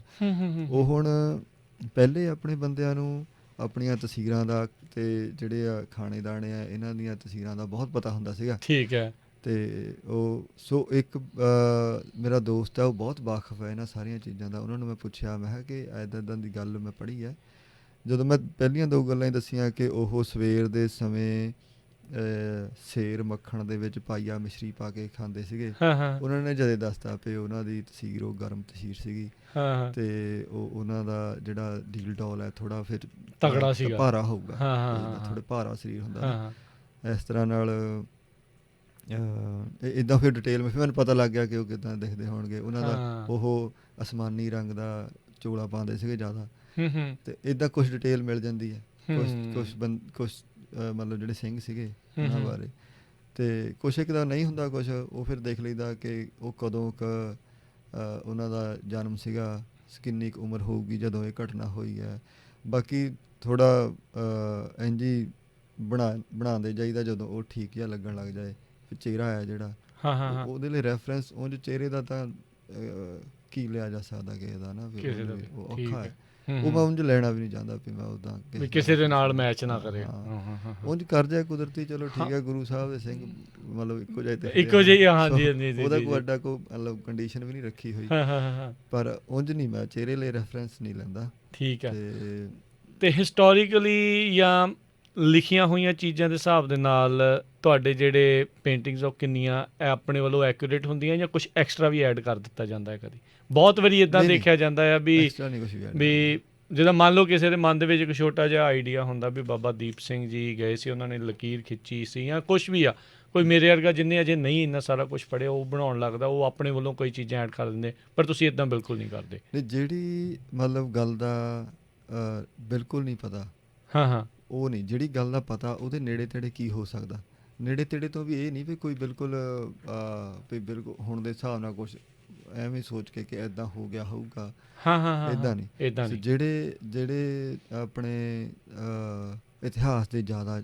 ਵਾਕਫ ਸਿੰਘ ਨੇ, ਉਹਨਾਂ ਨੂੰ ਮੈਂ ਪੁੱਛਦਾ ਰਹਿੰਦਾ ਕਿ ਇੱਦਾਂ ਹੋਊਗੀ ਤਾਂ ਕਿੱਦਾਂ ਹੋਊਗੀ, ਆਹ ਹੋਇਆ ਹੋਊਗਾ। ਜਿੱਦਾਂ ਜੱਸਾ ਸਿੰਘ ਹੋਣ ਵਾਲੀ ਜਿਹੜੀ ਪੇਂਟਿੰਗ ਸੀਗੀ, ਉਹਦੇ 'ਚ ਮੈਂ ਪੁੱਛਦਾ ਰਿਹਾ ਸਾਰਿਆਂ ਨੂੰ ਕਿ ਇਹ ਉਦੋਂ ਕਿੱਦਾਂ ਕੀਤਾ ਹੋਊਗਾ ਸਿੰਘਾਂ ਨੇ, ਕਿ ਉਹਨਾਂ ਦੇ ਦਸਤਾਰ ਸਜਾਈ ਹੋਊਗੀ ਜ਼ਰੂਰ, ਉਹਨਾਂ ਨੂੰ ਸਿਰੋਪਾਓ ਦਿੱਤਾ, ਮਤਲਬ ਸਿਰੋਪਾਓ ਪਹਿਲਾਂ ਪੂਰੀ ਪੋਸ਼ਾਕ ਹੁੰਦੀ ਸੀ, ਸ਼ਸਤਰ ਦਿੱਤਾ ਹੋਊਗਾ। ਉਹ ਜੋ ਵੀ ਮੈਨੂੰ ਜਿੱਥੋਂ ਵੀ ਗੱਲ ਮਿਲ ਸਕੀ ਉਹਦੇ ਵਿੱਚੋਂ ਫਿਰ ਮੈਂ ਉਹਦੇ 'ਚੋਂ ਹੀ ਸਿਰਜਿਆ। ਉਹ ਚੀਜ਼ਾਂ ਜਿਹੜੀਆਂ ਸਿਰਜਿਆ, ਇਹ ਹੈ ਵੀ ਕੁਛ ਘੱਟ ਜੇ ਰਹਿ ਜਾਏ ਮੈਨੂੰ ਲੱਗਦਾ ਕੋਈ ਗੱਲ ਨਹੀਂ, ਕੋਈ ਵਾਧੂ ਚੀਜ਼ ਮੈਂ ਗਲਤ ਜੋੜਦਾ, ਉਹ ਫਿਰ ਉਹ ਕੀ ਹੈ ਵੀ ਉਦੋਂ ਫਿਰ ਰੈਫਰੈਂਸ ਬਣਾ ਲੈਂਦੇ ਕੁਛ ਜਣੇ ਵੀ ਉਸ ਤਰ੍ਹਾਂ ਸਾਰੇ ਇਤਿਹਾਸ ਨੂੰ ਪੜ੍ਹਦੇ ਨਹੀਂ, ਵੀ ਉਹ ਫਿਰ ਰੈਫਰੈਂਸ ਜਦੋਂ ਬਣ ਜਾਂਦਾ ਫਿਰ ਉਹ ਬਹੁਤ ਦੂਰ ਤੱਕ ਨੁਕਸਾਨ ਕਰਦਾ ਜਾਂਦਾ। ਜੇ ਇੱਕ ਥਾਂ ਦੇ ਉੱਤੇ ਕੋਈ ਤੇ ਗਲਤੀ ਇੱਦਾਂ ਜਿਹੜੀ ਚੀਜ਼ ਚੱਲ ਰਹੀ ਹੈ ਤਾਂ ਫਿਰ ਗਾਂਹ ਦੀ ਗਾਂਹ ਤੁਰੀ ਜਾਂਦੀ ਹੈ, ਉਹ ਫਿਰ ਪ੍ਰੋਬਲਮ ਹੋ ਜਾਂਦੀ। ਈਵਨ ਬਣਾਉਂਦਿਆਂ ਵੀ ਮੈਂ ਜਿਹੜੇ ਇਹ ਸਾਰੇ ਇਤਿਹਾਸ ਨੂੰ ਜਾਣਦੇ ਆ, ਸਾਰਾ ਮੇਰੇ ਤੋਂ ਬਿਹਤਰ ਹੁਣ ਮੈਂ ਇਤਿਹਾਸਕਾਰ ਤਾਂ ਹੈ ਨਹੀਂ ਹੈ ਨਾ, ਮੇਰਾ ਸਮਾਂ ਤਾਂ ਇਸ ਕਰਾਫਟ ਨੂੰ ਸਿੱਖਣ 'ਚ ਬਹੁਤਾ ਲੱਗ ਗਿਆ, ਅਤੇ ਉਹ ਫਿਰ ਉਹਨਾਂ ਕੋਲ ਬਹੁਤ ਡਿਟੇਲ ਹੁੰਦੀ ਆ, ਉਹਨਾਂ ਨੇ ਵੱਖੋ ਵੱਖ ਥਾਵਾਂ ਤੋਂ ਪੜ੍ਹਿਆ ਹੁੰਦਾ, ਕਿਸੇ ਕੋਲ ਸੁਣਿਆ ਹੁੰਦਾ, ਕਿਸੇ ਦਾ ਕਿਸ ਤਰ੍ਹਾਂ ਦਾ ਤਜਰਬਾ ਹੈ, ਉਹ ਫਿਰ ਦੱਸਦੇ ਰਹਿੰਦੇ ਆ ਵੀ ਇਹ ਨਹੀਂ ਠੀਕ ਹੈਗਾ, ਇਹ ਗਲਤ ਹੈ। ਅਤੇ ਈਵਨ ਮੈਨੂੰ ਤਾਂ ਕਈ ਵਾਰੀ ਲੱਗਦਾ ਹੁੰਦਾ ਵੀ ਮੈਨੂੰ ਥੱਲੇ ਆਪਣਾ ਨਾਂ ਲਿਖਣਾ ਵੀ ਚਾਹੀਦਾ ਕਿ ਨਹੀਂ, ਵੀ ਉਹ ਬੜਾ ਕਲੈਕਟਿਵ ਜਿਹਾ ਐਫਰਟ ਹੁੰਦਾ ਅਤੇ ਮਤਲਬ ਨਾਂ ਮੇਰਾ ਹੋ ਜਾਂਦਾ ਵਿੱਚ, ਅਤੇ ਪਰ ਉਹ ਮੈਂ ਪੂਰੀ ਕੋਸ਼ਿਸ਼ ਕਰਦਾ ਵੀ ਇੱਦਾਂ ਨਾ ਹੋ ਜਾਏ ਕਿਤੇ ਵੀ ਮੈਂ ਕੋਈ ਗਲਤ ਚੀਜ਼ ਵਿੱਚ ਪਾ ਦਾਂ ਤੇ ਉਹ ਕੋਈ ਕਵੇ ਕਿ ਦੇਖੋ ਜੀ ਉਸ ਸਮੇਂ ਇਦਾਂ ਵੀ ਕੀਤਾ ਸੀਗਾ, ਆਹ ਹੋਇਆ ਸੀਗਾ, ਵੀ ਇਦਾਂ ਦਾ ਨਾ ਕੁਝ ਹੋ ਜਾਏ। ਇਦਾਂ ਦਾ। ਹਾਂ, ਕੁਝ ਸੋ ਘਟ ਰਿਹਾ ਜਾਏ, ਕੋਈ ਗੱਲ ਸੋ ਪਰਮ ਸਿੰਘ ਜੀ, ਕੀ ਤੁਸੀਂ ਇਤਿਹਾਸ ਨੂੰ ਇਸੇ ਹੀ ਲਗਨ ਦੇ ਨਾਲ ਪੇਂਟਿੰਗ ਤੋਂ ਪਹਿਲਾਂ ਪੜ੍ਹਦੇ ਸੀ ਜਾਂ ਪੇਂਟਿੰਗ ਕਰਕੇ ਇਤਿਹਾਸ ਨੂੰ ਜ਼ਿਆਦਾ ਪੜ੍ਹਨਾ ਸ਼ੁਰੂ ਕੀਤਾ ਆ?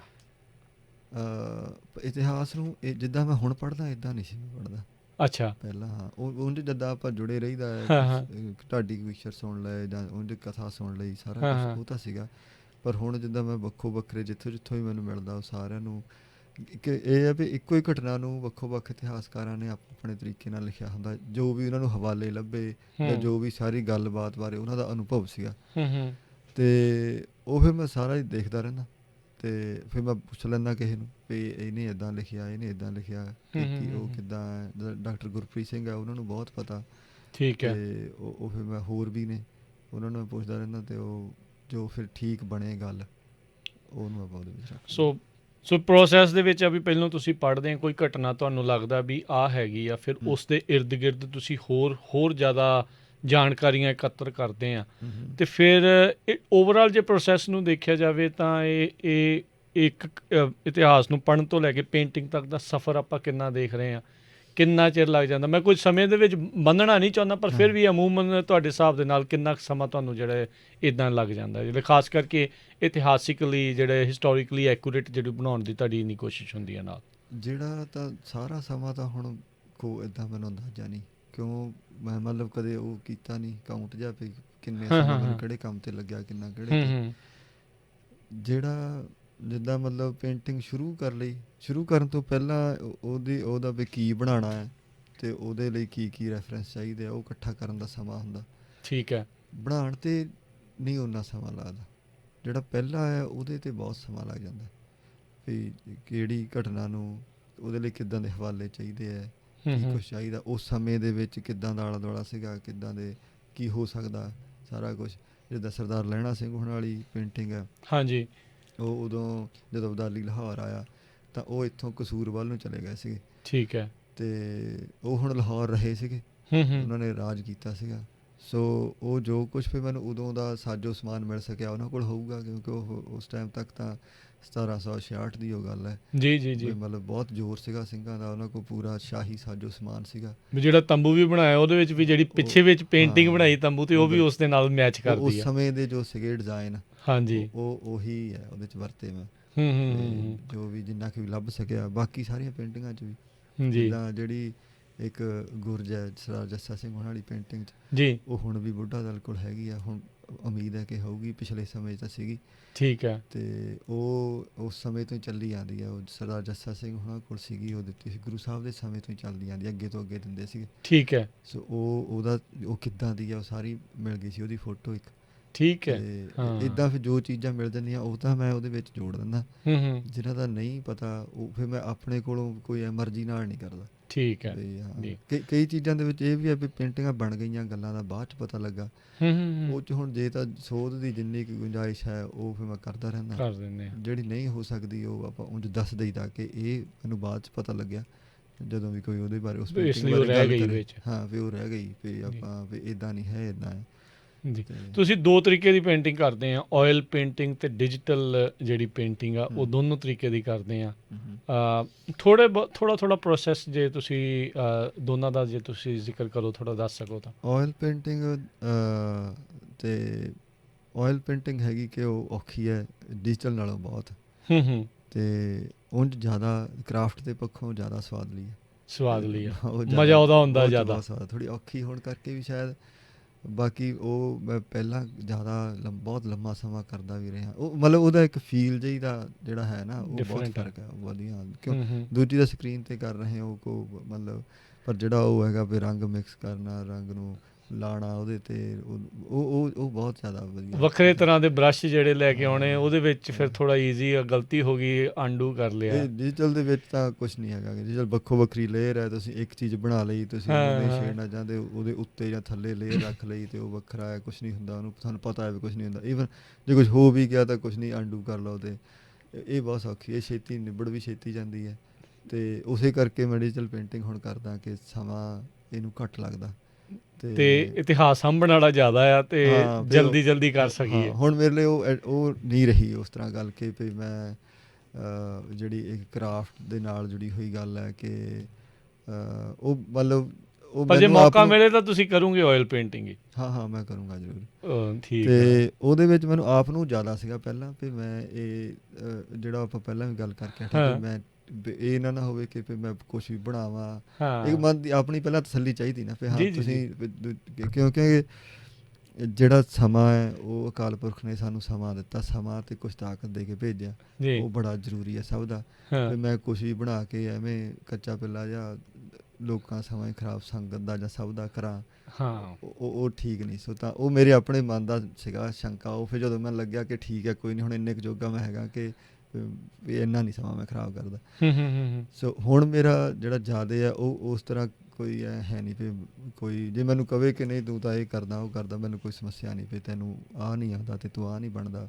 ਹੂੰ। ਪਹਿਲਾਂ ਮੈਨੂੰ ਹੁੰਦਾ ਸੀਗਾ। ਅੱਛਾ ਪਹਿਲਾਂ ਮੈਨੂੰ ਹੁੰਦਾ ਇਨਸਿਕਿਉਰਿਟੀ ਸੀਗੀ ਥੋੜੀ ਜੀ? ਪਹਿਲਾਂ ਸੀਗਾ ਨਹੀਂ, ਪੂਰੀ ਸੀਗੀ। ਹਾਂ ਕਿਉਂਕਿ ਜਦੋਂ ਉਹ ਮੈਨੂੰ ਨਹੀਂ ਸੀ ਬਣਦੀ ਚੀਜ਼, ਜਾਂ ਪਹਿਲੇ ਸਮੇਂ ਦੇ ਵਿੱਚ ਥੋੜ੍ਹਾ ਜਿਹਾ ਐਂ ਵੀ ਸੀਗਾ ਵੀ ਚਲੋ ਐਂ ਬਣਾ ਦੋ ਕੋਈ ਨਹੀਂ, ਪਰ ਅੰਦਰ ਤੁਹਾਨੂੰ ਹੁੰਦਾ ਹੈ ਵੀ ਨਹੀਂ ਤੁਸੀਂ ਇੱਕ ਵਾਰੀ ਤਾਂ ਕਹਿ ਦਿੱਤਾ ਕੋਈ ਨਹੀਂ ਪਰ ਇਹ ਹੈ ਗਲਤ ਹੀ। ਹਾਂ ਜਦੋਂ ਮੈਨੂੰ ਲੱਗਿਆ ਕਿ ਨਹੀਂ ਠੀਕ ਹੈ ਹੁਣ ਵੀ ਚਲੋ ਹੈ, ਇਹ ਤਾਂ ਨਹੀਂ ਹੈ ਕਿ ਬਹੁਤ ਵਧੀਆ ਕੰਮ ਹੈ ਪਰ ਇਹ ਨਹੀਂ ਕੰਮ ਇੰਨਾ ਵਧੀਆ। ਕੁ ਠੀਕ ਹੈ ਤੁਸੀਂ ਚਲੋ। ਭਾਵੇਂ ਕਹੋ ਨਹੀਂ ਵਧੀਆ, ਪਰ ਨਹੀਂ ਉਹ ਇਹ ਜਿਹੜੇ ਹੈ ਕਿ ਦੇਖਦੇ ਨੇ, ਅਸੀਂ ਦੇਖਿਆ ਇੰਨੇ ਦਿਨਾਂ ਤੋਂ ਜਿੰਨੇ ਆ ਕੇ ਆਏ ਸਾਰਿਆਂ ਨੇ ਐਗਜ਼ੀਬਿਸ਼ਨ 'ਚ ਦੇਖਿਆ ਆ। ਨਹੀਂ ਕਰਾਫਟ ਦੇ ਪੱਖੋਂ ਕੀ ਹੈ ਕਿ ਕਰਾਫਟ ਦੇ ਵਿੱਚ ਇਹ ਇਸ ਕਰਕੇ ਤੁਹਾਨੂੰ ਲੱਗਦਾ ਕਿ ਜਿਹੜੇ ਬਹੁਤ ਵਧੀਆ ਹੈ ਉਹ ਸ਼ਾਇਦ ਤੁਸੀਂ ਉਹਨਾਂ ਨੂੰ ਇਸ ਤਰ੍ਹਾਂ ਨਾ ਦੇਖਿਆ ਹੋਵੇ ਵੀ ਆਪਣੇ ਜਿੱਦਾਂ ਜੇ ਤੁਸੀਂ ਰੈਪਿਨ ਦਾ ਕੰਮ ਦੇਖਿਆ ਹੋਵੇ ਜਾਂ ਰਿਚਰਡ ਸ਼ਮਿਡ ਉਹਨਾਂ ਦਾ ਕੰਮ ਦੇਖਿਆ ਹੋਵੇ, ਰੈਂਬਰਾਂ ਦਾ ਕੰਮ ਦੇਖਿਆ ਹੋਵੇ, ਮਤਲਬ ਉਹ ਬਹੁਤ ਜ਼ਿਆਦਾ ਚੰਗਾ ਹੈ। ਸੋ ਕਰਾਫਟ ਦੇ ਪੱਖ ਤੋਂ ਸਬਜੈਕਟਿਵਲੀ ਵੀ ਬਹੁਤ ਚੰਗਾ ਹੈ, ਮਤਲਬ ਜਿੱਦਾਂ ਉਹਨਾਂ ਨੇ ਘਟਨਾਵਾਂ ਨੂੰ ਬਣਾਇਆ ਹੈ ਠੀਕ ਹੈ। ਉਹ ਬਹੁਤ ਵਧੀਆ ਹੈ। ਮਤਲਬ ਉਹ ਤਾਂ ਉਸ ਤਰ੍ਹਾਂ ਤਾਂ ਨਹੀਂ ਪਰ ਫਿਰ ਵੀ ਹੈ ਵੀ ਚਲੋ ਮੈਨੂੰ ਇੰਨਾ ਕੁ ਹੈਗਾ ਵੀ ਚਲੋ ਕੁਛ ਨਾ ਕੁਛ ਤਾਂ ਜਿੰਨਾ ਵੀ ਪੋਸੀਬਲ ਹੋ ਸਕਿਆ ਜਿੰਨੀ ਕਿ ਹੁਣ ਤੁਸੀਂ ਇੰਨੇ ਆਰਟਿਸਟਾਂ ਦੇ ਨਾਮ ਗਿਣਾਤੇ ਆ। ਸਿੱਖ ਹਿਸਟਰੀ ਦੇ ਵਿੱਚ ਆਰਟਿਸਟ ਗਿਣਨੇ ਤਾਂ ਮੈਨੂੰ ਲੱਗਦਾ ਇੱਕ ਉਂਗਲ ਤੇ ਗਿਣ ਹੋ ਜਾਣੇ ਆ, ਬਹੁਤ ਥੋੜੇ ਨੇ, ਬਹੁਤ ਘਾਟ ਆ ਸੂਖਮ ਕਲਾਵਾਂ ਵੱਲ ਨੂੰ। ਹਾਂਜੀ ਹਾਂ ਘੱਟ ਨੇ, ਕਾਫੀ ਘੱਟ ਨੇ। ਕੀ ਕਾਰਨ ਤੁਹਾਨੂੰ ਲੱਗਦਾ, ਮੁੱਖ ਕਾਰਨ ਕੀ ਲੱਗਦਾ? ਮੁੱਖ ਕਾਰਨ ਮਾਲਕ ਹੀ ਜਾਣੇ। ਹੁਣ ਆਪਣਾ ਉਧਰ ਨੂੰ ਰੁਝਾਨ ਉਸ ਤਰ੍ਹਾਂ ਦਾ ਨਹੀਂ ਰਿਹਾ, ਜਾਂ ਪਤਾ ਨਹੀਂ ਲੋੜ ਨਹੀਂ ਮਹਿਸੂਸ ਹੋਈ ਜਾਂ ਕੀ। ਪਰ ਜ਼ਰੂਰੀ ਬਹੁਤ ਹੈ। ਜ਼ਰੂਰੀ ਹਾਂ। ਹੁਣ ਮੈਨੂੰ ਇੱਕ ਹੋਰ ਵੀ ਐਂ ਲੱਗਦਾ ਕਿ ਇਸ ਕਰਕੇ ਵੀ ਜਿਹੜਾ ਚਿੱਤਰਕਾਰੀ ਦੇ ਮਸਲੇ 'ਚ ਦੇਖੀਏ ਕਿ ਇਹ ਆਪਾਂ ਨੂੰ ਜ਼ਰੂਰ ਕਰਨਾ ਚਾਹੀਦਾ, ਤਾਂ ਫਿਰ ਆਪਾਂ ਕੀ ਨਹੀਂ ਕਰਨਾ ਉਹ ਵੀ ਡਿਸਾਈਡ ਕਰ ਸਕਦੇ ਹਾਂ। ਹਾਂਜੀ। ਜਦੋਂ ਆਪਾਂ ਬਿਲਕੁਲ ਹੀ ਛੱਡ ਦਿੰਦੇ ਹਾਂ, ਸੋ ਦੂਜਾ ਜਦੋਂ ਕੋਈ ਹੋਰ ਓਪਰਾ ਕਰਦਾ ਉਹ ਫਿਰ ਆਪਣੀ ਸਮਝ ਮਰਜ਼ੀ ਦੇ ਨਾਲ ਕਰਦਾ ਉਹਦੇ 'ਚ ਫਿਰ ਆਪਾਂ ਨੂੰ ਕਈ ਵਾਰੀ ਬਹੁਤ ਸਮੱਸਿਆਵਾਂ ਆਉਂਦੀਆਂ, ਦੇਖ ਹੀ ਰਹੇ ਹਾਂ। ਹਾਂ। ਸੋ ਕੀ ਕਰਨਾ ਕੀ ਨਹੀਂ ਕਰਨਾ ਆਪਾਂ ਬਿਹਤਰ ਦੇਖ ਸਕਦੇ ਹਾਂ। ਸੋ ਆਪਾਂ ਨੂੰ ਆਪ ਕਰਨਾ ਚਾਹੀਦਾ। ਜਿੱਦਾਂ ਗੁਰੂ ਸਾਹਿਬ ਦੀ ਪੇਂਟਿੰਗ ਆਪਾਂ ਨੂੰ ਨਹੀਂ ਬਣਾਉਣੀ ਚਾਹੀਦੀ। ਜੇ ਆਪਾਂ ਆਪਾਂ ਆਪ ਪੇਂਟਿੰਗ ਵਾਲੇ ਫੀਲਡ 'ਚ ਪੂਰੇ ਜ਼ੋਰ ਨਾਲ ਹੋਈਏ, ਅਸੀਂ ਇਹ ਗੱਲ ਨੂੰ ਰੋਕ ਸਕਦੇ ਹਾਂ। ਅਤੇ ਮੈਨੂੰ ਲੱਗਦਾ ਉਹ ਰੋਕਣੀ ਚਾਹੀਦੀ ਜ਼ਰੂਰ। ਅਤੇ ਜਦ ਫਿਲਮ ਵਾਲੀ ਗੱਲ ਵੀ ਉੱਧਰ ਨੂੰ ਤੁਰ ਪੈਂਦੇ ਆ ਫਿਰ। ਸੋ ਜੇ ਆਪਾਂ ਉਹ ਪਹਿਲਾਂ ਪੇਂਟਿੰਗ ਦੀ ਅਪਰੂਵਲ ਸੀਗੀ, ਇਸੇ ਕਰਕੇ ਉਹਨੂੰ ਵੀ ਇੱਕ ਉਹਨਾਂ ਨੇ ਬਣਾ ਲਿਆ ਕਿ ਦੇਖੋ ਜੀ ਆਹ ਪਹਿਲਾਂ ਹੈ, ਰੈਫਰੈਂਸ ਬਣਾ ਕੇ ਉਹ ਅੱਗੇ ਵਧੇ। ਸੋ ਆਪਾਂ ਜਿਹੜੇ ਇਹ ਵਿਜ਼ੂਅਲ ਆਰਟਸ ਨੇ ਅਤੇ ਜਿਹੜੇ ਪਰਫੋਰਮਿੰਗ ਆਰਟਸ ਨੇ, ਇਹਦੇ ਵਿੱਚ ਮੈਨੂੰ ਲੱਗਦਾ ਕਿ ਕੀ ਕਰਨਾ ਅਤੇ ਕੀ ਨਹੀਂ ਕਰਨਾ ਉਹਦੇ 'ਤੇ ਉਹ ਆਪਾਂ ਨੂੰ ਬਹੁਤ ਜ਼ਿਆਦਾ ਹੈ ਵੀ ਆਪਾਂ ਜੇ ਖੁੱਲ੍ਹਾ ਛੱਡੀਏ ਪੇੜ ਤਾਂ ਆਪਣੇ ਲਈ ਸਮੱਸਿਆ ਹੈ। ਆਪਾਂ ਨੂੰ ਇਹ ਜ਼ਰੂਰ ਕਰਨਾ ਚਾਹੀਦਾ। ਸੋ ਸਰਦਾਰ ਸਿੰਘ ਜੀ, ਪਹਿਲੀ ਵਾਰੀ ਤੁਹਾਡੀ ਐਜ਼ ਏ ਇਕੱਲੇ ਆਰਟਿਸਟ ਇੱਕ ਐਗਜ਼ੀਬਿਸ਼ਨ ਲੱਗੀ ਹਫ਼ਤਾ ਜਿਹੜੀ ਚੱਲੀ, ਆਉਣ ਵਾਲੇ ਦਿਨਾਂ ਦੇ ਵਿੱਚ ਵੀ ਲੱਗਣੀ ਆ, ਅਤੇ ਕੈਂਪ ਵੀ ਤੁਸੀਂ ਜਿਹੜਾ ਬੱਚਿਆਂ ਦੇ ਨਾਲ ਲਾਇਆ, ਸੋ ਉਹ ਵੀ ਜੇ ਤੁਸੀਂ ਐਕਸਪੀਰੀਅੰਸ ਆਪਣਾ ਤਜਰਬਾ ਥੋੜ੍ਹਾ ਸਾਂਝਾ ਕਰੋ। ਇਹ ਬਾਕੀ ਮੇਰੀ ਪਹਿਲੀ ਐਗਜ਼ੀਬਿਸ਼ਨ ਹੈ ਵੀ ਜਿਹਦੇ 'ਚ ਮੇਰੇ ਇਕੱਲੇ ਦਾ ਹੀ ਕੰਮ ਹੈ, ਇਕੱਲੇ ਦੀਆਂ ਪੇਂਟਿੰਗਸ ਹੈ। ਪਹਿਲਾਂ ਮਤਲਬ ਇੱਕ ਗਰੁੱਪ ਸ਼ੋਅ ਤਾਂ ਕੀਤੇ, ਗਰੁੱਪ ਐਗਜ਼ੀਬਿਸ਼ਨਸ ਉਹ ਕੀਤੀਆਂ ਕਾਫੀ। ਅਤੇ ਮਤਲਬ ਮੈਨੂੰ ਨਹੀਂ ਸੀਗਾ ਅੰਦਾਜ਼ਾ ਕਿ ਇਸ ਤਰ੍ਹਾਂ ਹੋਊਗਾ ਸਾਰਾ ਕੁਛ, ਜਿਸ ਤਰ੍ਹਾਂ ਦਾ ਰਿਸਪੌਂਸ ਹੈ ਐਗਜ਼ੀਬਿਸ਼ਨ ਨੂੰ। ਮਤਲਬ ਜਿੱਦਾਂ ਸਾਰਿਆਂ ਨੇ ਆਪਣੇ ਆਪ ਨੂੰ ਉਸ ਸਮੇਂ ਨਾਲ ਰਿਲੇਟ ਕਰਨ ਦੀ ਕੋਸ਼ਿਸ਼ ਕੀਤੀ, ਉਸ ਸਮੇਂ ਤੋਂ ਸੇਧ ਲੈਣ ਦੀ ਕੋਸ਼ਿਸ਼ ਕੀਤੀ। ਮੈਨੂੰ ਤਾਂ ਮੇਰੇ ਲਈ ਬਹੁਤ ਵੱਡੀ ਗੱਲ ਸੀਗੀ ਕਿ ਵੀ ਮੈਂ ਉਹਦਾ ਇੱਕ ਜ਼ਰੀਆ ਬਣਿਆ ਕਿ ਇਹਨਾਂ ਗੱਲਾਂ ਨੂੰ ਅੱਗੇ ਲਿਜਾਣ ਦਾ। ਅਤੇ ਉਹ ਬਹੁਤ ਜ਼ਿਆਦਾ ਵਧੀਆ ਸੀਗਾ। ਮਤਲਬ ਇੰਨੀ ਦੂਰੋਂ ਆਏ, ਮਤਲਬ ਇੱਕ 4 ਘੰਟੇ ਤੋਂ ਕੋਈ ਡਰਾਈਵ ਕਰਕੇ ਉਹਨਾਂ ਪੇਂਟਿੰਗਾਂ ਨੂੰ ਦੇਖਣ ਲਈ ਆ ਰਿਹਾ। ਮੇਰੇ ਲਈ ਉਹ ਸੀਗਾ ਕਿ ਬਹੁਤ ਮਾਣ ਵਾਲੀ ਗੱਲ, ਬਹੁਤ ਵੱਡੀ ਗੱਲ ਸੀ। ਮੇਰੇ ਲਈ ਬਹੁਤ ਮਾਣ ਵਾਲੀ ਗੱਲ ਹੈ ਕਿ ਸੋ ਬਹੁਤ ਜ਼ਿਆਦਾ ਵਧੀਆ ਐਕਸਪੀਰੀਅੰਸ ਰਿਹਾ ਮੇਰਾ ਸਾਰੇ ਗਾਇਸ ਦਾ। ਤੇ ਆਰਟ ਤੇ ਕੈਂਪ ਨੂੰ ਲੈ ਕੇ ਬੱਚਿਆਂ ਦੇ ਨਾਲ ਜਦੋਂ ਹੁਣ ਤੁਸੀਂ ਕੰਮ ਬੱਚਿਆਂ ਕੀਤਾ, ਇਹ ਵੀ ਹਾਂ, ਪਹਿਲੀ ਵਾਰੀ ਸੀਗਾ ਇਹ ਵੀ ਤੁਹਾਡੇ? ਪਹਿਲੀ ਵਾਰ ਸੀਗਾ ਇੰਨੇ ਛੋਟੇ ਨਿਆਣਿਆਂ ਦੀ ਕਲਾਸ ਮੈਂ ਇੱਦਾਂ ਨਹੀਂ ਸੀ ਲਾਈ। ਠੀਕ ਹੈ। ਅਤੇ ਉਹ ਇੰਨਾ ਜ਼ਿਆਦਾ ਚੰਗਾ ਐਕਸਪੀਰੀਅੰਸ ਸੀਗਾ ਕਿ ਮਤਲਬ ਇੰਨਾ ਜ਼ਿਆਦਾ ਕੁਛ ਮੈਂ ਉਹਨਾਂ ਤੋਂ ਸਿੱਖਿਆ। ਹਾਂ ਹਾਂ। ਬਹੁਤ ਜ਼ਿਆਦਾ ਕਮਾਲ ਸੀਗਾ ਨਿਆਣੇ। ਇੱਕ ਤਾਂ ਉਂਝ ਵੀ ਜਿਹੜਾ ਇੱਕ ਆਪਣੇ ਹੁੰਦਾ ਕਿ ਜੀ ਫਿਊਚਰ ਬਾਰੇ ਬਹੁਤ ਚਿੰਤਤ ਹੁੰਦੇ ਸਾਰੇ। ਸੋ ਮੈਨੂੰ ਲੱਗਦਾ ਕਿ ਉਹਦੇ 'ਚ ਨਿਆਣਿਆਂ ਦਾ ਤਾਂ ਕੋਈ ਰੋਲ ਨਹੀਂ ਹੈਗਾ ਵੀ ਜਿਹੜਾ ਜੇ ਆਪਾਂ ਨੂੰ ਫਿਕਰ ਵਾਲੀ ਗੱਲ ਹੈ ਨਾ, ਉਹ ਨਿਆਣੇ ਤਾਂ ਆਪਣੇ ਬਹੁਤ ਜ਼ਿਆਦਾ ਕਮਾਲ ਨੇ, ਬਹੁਤ ਉਹਨਾਂ ਨੂੰ ਗੱਲ ਦੀ ਸਮਝ ਹੈ, ਇਹਨਾਂ ਗੱਲ ਨੂੰ ਫੜਦੇ ਹੈ। ਅਤੇ ਜਿਹੜਾ ਹੁਣ 2 ਕਲਾਸਾਂ ਸੀਗੀਆਂ ਨਾ, ਜਿਹੜੇ ਛੋਟੇ ਸੀਗੇ 12 ਸਾਲ ਤੋਂ ਘੱਟ ਵਾਲੇ ਜੀ, ਉਹਦੇ ਵਿੱਚ ਇੱਕ ਦਿਨ ਸਾਖੀ ਵਾਲੀ ਸਾਖੀ ਲਈ ਮੈਂ ਦਿਨ ਰੱਖਿਆ ਸੀ ਵੀ ਮੈਂ ਇੱਕ ਸਾਖੀ ਸੁਣਾਊਂਗਾ ਅਤੇ ਨਾਲ ਉਹਦਾ ਕੁਛ ਉਹਦੇ ਨਾਲ ਜੁੜਦਾ ਚਿੱਤਰ ਬਣਾਵਾਂਗੇ, ਹੈ ਨਾ। ਠੀਕ ਹੈ ਅੱਛਾ ਜੀ, ਮੈਂ ਸਾਖੀ ਸੁਣਾ ਦਿੱਤੀ ਜਿਹੜੀ 6ਵੇਂ ਪਾਤਸ਼ਾਹ ਦੀ ਦਾਮਨ ਸੰਕੋਚ ਚਲੋ ਵਾਲੀ। ਜੀ। ਅਤੇ ਉਹਦੇ 'ਚ ਮੈਂ ਕਹਿ ਦਿੱਤਾ ਕਿ ਵੀ ਤੁਸੀਂ ਦੱਸੋ ਇਹਦੇ 'ਚੋਂ ਕੀ ਕੀ ਬਣਾਈਏ। ਬਣਾਈ ਹੈ? ਹਾਂ ਹਾਂ। ਅੱਛਾ, ਉਹ ਇੱਕ 8-9 ਸਾਲ ਦੀ ਕੁੜੀ ਨੇ ਤੈਅ ਕਰ ਲਿਆ ਕਿ ਕੀ ਬਣਾਉਣਾ। ਕੀ ਅਤੇ ਉਹਨੇ ਉਹ ਕਿਹਾ? ਉਹੀ ਜੋ ਮੈਂ ਸੋਚਿਆ ਹੋਇਆ ਸੀਗਾ ਕਿ ਵਾਹ। ਉਹਦੇ 'ਚ ਉਹ ਫੁੱਲ ਦੀ ਗੱਲ ਆਉਂਦੀ ਨਾ, ਅਤੇ ਹਾਂਜੀ। ਉਹ ਕਹਿੰਦੀ ਕਿ ਆਪਾਂ ਉਹ ਫੁੱਲ ਨਾ ਬਣਾਈਏ। ਹਾਂ। ਇੰਨੀ ਜ਼ਿਆਦਾ ਮੈਨੂੰ ਹੈਰਾਨੀ ਹੋਈ ਉਸ ਗੱਲ ਦੀ ਕਿ ਵੀ ਮਤਲਬ ਬਹੁਤ ਹੀ ਕਮਾਲ ਹੈ ਨਿਆਣਿਆਂ ਦਾ, ਜਿਸ ਤਰ੍ਹਾਂ ਨਾਲ ਉਹ ਸਮਝਦੇ ਸੁਣਦੇ ਗੱਲ ਨੂੰ, ਜਿੱਦਾਂ ਸੋਚਦੇ ਜੋ ਉਹਨਾਂ ਜੋ। ਅੱਛਾ, ਫਿਰ ਉਹਦੇ 'ਚ ਫੁੱਲ ਬਾਰੇ ਇੱਕ ਮੈਂ ਜ਼ਿਕਰ ਕੀਤਾ ਸੀਗਾ ਕਿ ਉਹ ਸੀਜ਼ਨ ਤੋਂ, ਉਸ ਫੁੱਲ ਦੇ ਸੀਜ਼ਨ ਤੋਂ ਹੋਰ ਸੀਜ਼ਨ 'ਚ ਹੋ ਗਿਆ ਸੀਗਾ। ਠੀਕ ਹੈ। ਮੈਂ ਉਹਨਾਂ ਨੂੰ ਮਤਲਬ ਸਮਝਾਉਣ ਲਈ ਉਹਨੂੰ ਕਹਿ ਦਿੱਤਾ ਕਿ ਜਿੱਦਾਂ ਫਿਰ ਗਰਮੀਆਂ ਦਾ ਕੋਈ ਗਰਮੀਆਂ 'ਚ ਹੋਣ ਵਾਲਾ ਫੁੱਲ ਹੋਵੇ ਅਤੇ ਬਰਸਾਤ ਨੂੰ ਹੋ ਬਰਸਾਤ ਜਾਵੇ। 'ਚ ਹੋ ਗਿਆ। ਅੱਛਾ, ਬਰਸਾਤ ਉਹ ਇੱਕ 6 ਸਾਲ ਦੀ ਕੁੜੀ ਸੀ। ਹਾਂ ਹਾਂ। ਉਹਨੇ ਉੱਪਰੋਂ ਮੀਂਹ ਪੈਂਦਾ ਬਣਾਇਆ ਸੀ ਵੀ ਹਾਂ, ਇਹ ਹੋਰ ਸੀਜ਼ਨ 'ਚ ਹੋ ਗਿਆ ਸੀਗਾ। ਹੋਰ ਸੀਜ਼ਨ 'ਚ ਹੋ ਹਾਂ, ਗਿਆ ਸੋ ਸੀ। ਫਿਰ ਇੱਕ ਮੈਨੂੰ ਲੱਗਦਾ ਉਹ ਤਾਂ 6 ਸਾਲ ਤੋਂ ਵੀ ਘੱਟ ਸੀ, ਕਿਉਂਕਿ ਉਂਝ ਤਾਂ ਚਲੋ ਆਪਾਂ 8 ਤੋਂ 12 ਦਾ ਸਮਾਂ ਰੱਖਿਆ ਸੀਗਾ, ਪਰ ਕੁਛ ਨਿਆਣੇ ਸੀਗੇ ਵੀ ਅਸੀਂ ਵੀ ਵਿੱਚ ਅਸੀਂ ਆਉਣਾ ਆਉਣਾ ਹੈ, ਆ ਸੋ ਜੀ। ਛੋਟੇ ਨਿਆਣੇ ਵੀ ਸੀਗੇ। ਅੱਛਾ, ਇੱਕ ਸੀਗੀ ਬੱਚੀ, ਉਹਨੇ ਫਿਰ ਥੱਲੇ ਜੜ੍ਹਾਂ ਬਣਾਈਆਂ, ਬੀ ਬਣਾਏ, ਉਹ ਸਾਰਾ ਮਤਲਬ ਉਹਨਾਂ ਨੂੰ ਜਦੋਂ ਐ ਖੁੱਲ੍ਹ ਦਿੱਤੀ ਨਾ ਵੀ ਤੁਸੀਂ ਆਪ ਕ੍ਰੀਏਟੀਵਿਟੀ ਕਰੋ, ਰਨ ਬਹੁਤ ਵਾਈਲਡ। ਕਮਾਲ ਸਾਰਾ ਕੁਛ ਇੰਨਾ ਜ਼ਿਆਦਾ ਜਿੱਦਾਂ ਉਹ ਸੋਚਦੇ ਸਾਰਾ ਕੁਛ ਕਰਦੇ ਹੈ। ਅਤੇ ਮਤਲਬ ਕਮਾਲ ਹੀ ਹੈ ਵੀ ਸੋ ਆਪਣੇ। ਸੋ ਇੱਥੋਂ ਆਪਾਂ ਨੂੰ ਇਹ ਲੱਗਦਾ ਵੀ ਜੇ ਆਪਣੇ ਆਰਟਿਸਟ ਇੱਥੇ ਆ ਸਕਦੇ, ਜੇ ਥੋੜ੍ਹੀ ਜਿਹੀ ਇਹਨਾਂ ਨੂੰ ਖੁੱਲ੍ਹ ਦਿੱਤੀ ਜਾਵੇ, ਇਹਨਾਂ ਨੂੰ ਸਪੋਰਟ ਮਿਲੇ ਸੋ ਤਾਂ। ਜਿਹੜੀ ਜਿੱਥੇ ਸਮੱਸਿਆ ਉਹ ਹੈਗੀ ਮਾਪਿਆਂ ਦੀ ਸਮੱਸਿਆ ਹੈ। ਮਾਪੇ ਨਾ ਵਾਹਵਾ ਇਨਸਿਕਿਉਰ ਨੇ ਕਿ ਪਤਾ ਨਹੀਂ ਇਹਨਾਂ ਦਾ ਜਿਹੜਾ ਫਿਊਚਰ ਲਈ ਨਾ ਬਹੁਤ ਅਜੀਬ ਜਿਹੀ ਇਨਸਿਕਿਉਰਿਟੀ ਹੈ। ਹਾਂ ਫਿਰ ਉਹ ਡਾਕਟਰ ਜਾਂ ਵਕੀਲ ਹੀ ਬਣਨ ਜਾਂ ਇੱਦਾਂ ਹੀ ਸਾਰਾ ਕੁਛ ਹਾਂ ਹੋਵੇ। ਹਾਂ ਹਾਂ। ਅਤੇ ਉਹ ਮੈਨੂੰ ਲੱਗਦਾ ਕਿ ਚਲੋ ਠੀਕ ਹੈ, ਮਾਪਿਆਂ ਨੂੰ ਹੁੰਦਾ ਹੈ, ਪਰ ਜਿਹੜਾ ਕੋਈ ਨਿਆਣਾ ਇਸ ਤਰ੍ਹਾਂ ਹੈਗਾ ਹੈ ਜਿਹਨੂੰ ਇੱਦਾਂ ਗੱਲ ਸਮਝ ਲੱਗਦੀ ਹੈ ਅਤੇ ਗੱਲ ਉਹ ਐਕਸਪ੍ਰੈਸ ਕਰ ਸਕਦਾ, ਅਤੇ ਉਹਦੇ 'ਚ ਐਕਸਪ੍ਰੈਸ ਕਰਨ 'ਚ ਉਹਨੂੰ ਚੰਗਾ ਲੱਗਦਾ, ਉਹਦੇ 'ਚ ਉਹਨੂੰ ਮਾਣਦਾ ਹੈ, ਉਹਨਾਂ ਨੂੰ ਨਹੀਂ ਰੋਕਣਾ ਚਾਹੀਦਾ ਵੀ ਚਲੋ ਸਾਰਿਆਂ ਨੇ ਤਾਂ ਚਿੱਤਰਕਾਰ ਨਹੀਂ ਬਣਨਾ, ਜਿਸ ਤਰ੍ਹਾਂ ਸਾਰਿਆਂ ਨੇ ਵਕੀਲ ਜਾਂ ਉਹ ਨਹੀਂ ਬਣਨਾ ਨਾ। ਹਰ ਇੱਕ ਚੀਜ਼ ਹਾਂ, ਵੱਖੋ ਵੱਖਰੇ ਪ੍ਰੋਫੈਸ਼ਨ ਨੇ ਜੀ ਹਰ ਇੱਕ ਲਈ। ਜਿਹੜੇ ਨਿਆਣੇ ਇਸ ਪਾਸੇ ਨੂੰ ਗੱਲ ਨੂੰ ਸਮਝਦੇ ਕਰਦੇ ਆ, ਅਤੇ ਹੁਣ ਬਹੁਤ ਜਣੇ ਸੁਣਾਉਂਦੇ ਜੀ ਇਹਨੇ ਇੰਨੇ ਛੋਟੇ ਹੁੰਦੇ ਆਹ ਕਰ ਦਿੱਤਾ ਸੀਗਾ, ਇਹਨੇ ਆਹ ਬਣਾ ਦਿੱਤਾ ਸੀਗਾ, ਪਰ ਉਹ ਫਿਰ ਉਹ ਜਿਹੜੀ ਮਾਪਿਆਂ ਦੀ ਇਨਸਿਕਿਉਰਿਟੀ ਆ ਉਹਨਾਂ ਨੂੰ ਕਿਸੇ ਉਸ ਜਿਹੇ ਸਬਜੈਕਟ 'ਚ ਪਾ ਦਿੰਦੇ ਆ ਜਿਹਦੇ 'ਚ ਉਹ ਉਹਦਾ ਪੈਸ਼ਨ ਨਹੀਂ। ਕੋਈ ਨਾ ਪੈਸ਼ਨ ਹੁੰਦਾ, ਨਾ ਉਹਦਾ ਇੰਟਰਸਟ ਹੁੰਦਾ, ਨਾ ਉਹ ਫਿਰ ਸਾਰੀ ਜ਼ਿੰਦਗੀ ਦੀ ਬੇਰਸੀ ਜਿਹੀ ਬਣ ਜਾਂਦੀ ਹੈ। ਅਤੇ ਉਹ ਉਂਝ ਵੀ ਮਤਲਬ ਜੇ ਮਤਲਬ ਸਮੁੱਚੇ ਰੂਪ 'ਚ ਦੇਖੀਏ, ਉਹ ਸਾਡੇ ਕੋਲ ਇੱਕ ਆਰਟਿਸਟ ਵੀ ਖੋਲ੍ਹ ਲੈਂਦੇ ਆ। ਉਹ ਆਪਣਾ ਇੰਨਾ ਜ਼ਿਆਦਾ ਨੁਕਸਾਨ ਹੁੰਦਾ ਉਹਦੇ 'ਚ ਕਿ ਉਹ ਮੈਨੂੰ ਲੱਗਦਾ ਨਿਆਣਿਆਂ ਦਾ ਨਹੀਂ ਕੋਈ ਮਸਲਾ ਹੈ, ਮਾਪਿਆਂ ਦਾ ਬਹੁਤ ਮਸਲਾ ਹੈ। ਕਈ ਵਾਰੀ ਧੱਕ ਵੀ ਜਾਣ ਕੇ ਵੀ ਦਿੰਦੇ ਆ। ਉਹ ਵੀ ਹੈਗਾ, ਫੋਰਸਫੁਲੀ ਕਈ ਵਾਰੀ ਕਹਿੰਦੇ ਵੀ ਕਰੋ ਕਰੋ, ਉਹ ਹੁਣ ਨਹੀਂ ਕਰ ਸਕਦੇ ਹੁੰਦੇ, ਸਾਰੇ ਨਹੀਂ ਕਰਨਾ ਚਾਹੁੰਦੇ ਹੁੰਦੇ। ਹਾਂਜੀ ਹਾਂਜੀ। ਹੈ ਨਾ, ਉੱਥੇ ਵੀ ਸਮੱਸਿਆ ਹੀ ਆ, ਉਹ ਵੀ ਕੋਈ ਉਹਨਾਂ ਦਾ ਫਾਇਦਾ ਨਹੀਂ ਹੁੰਦਾ। ਸੋ ਜੇ ਮਤਲਬ ਕੋਈ ਕਿਸੇ ਦਾ ਮੈਥ 'ਚ ਇੰਟਰਸਟ ਹੈ, ਸਾਇੰਸ 'ਚ ਇੰਟਰਸਟ ਹੈ, ਤੁਸੀਂ ਉਹਨੂੰ ਕਹੋ ਨਹੀਂ ਇਹਨੂੰ ਛੱਡ ਤੂੰ ਚਿੱਤਰਕਾਰੀ ਕਰ, ਉਹ ਗਲਤ ਗੱਲ ਨਹੀਂ ਹੈ। ਬਣਨੀ। ਉਹ ਵੀ ਉਨਾ ਹੀ ਗਲਤ ਹੈ ਜਿੰਨਾ ਉਹਨੂੰ ਰੋਕਣਾ ਗਲਤ ਹੈ। ਉਹ ਬਹੁਤ ਗਲਤ ਚੀਜ਼ ਹੈ ਜੀ। ਸੋ ਗੱਲਾਂ ਬਾਤਾਂ ਚੱਲ ਰਹੀਆਂ ਆ ਪਰਮ ਸਿੰਘ ਹੁਣਾਂ ਦੇ ਨਾਲ, ਪੰਜਾਬ ਆਰਟ ਗੈਲਰੀ ਤੋਂ ਆਪਣੇ ਨਾਲ ਕੈਲਗਰੀ ਤੋਂ ਜਿਹੜੇ ਉਹ ਆਏ ਹੋਏ ਨੇ। ਸੋ ਇੱਕ ਹਫ਼ਤੇ ਤੋਂ ਆਪਣੇ ਨਾਲ ਨੇ।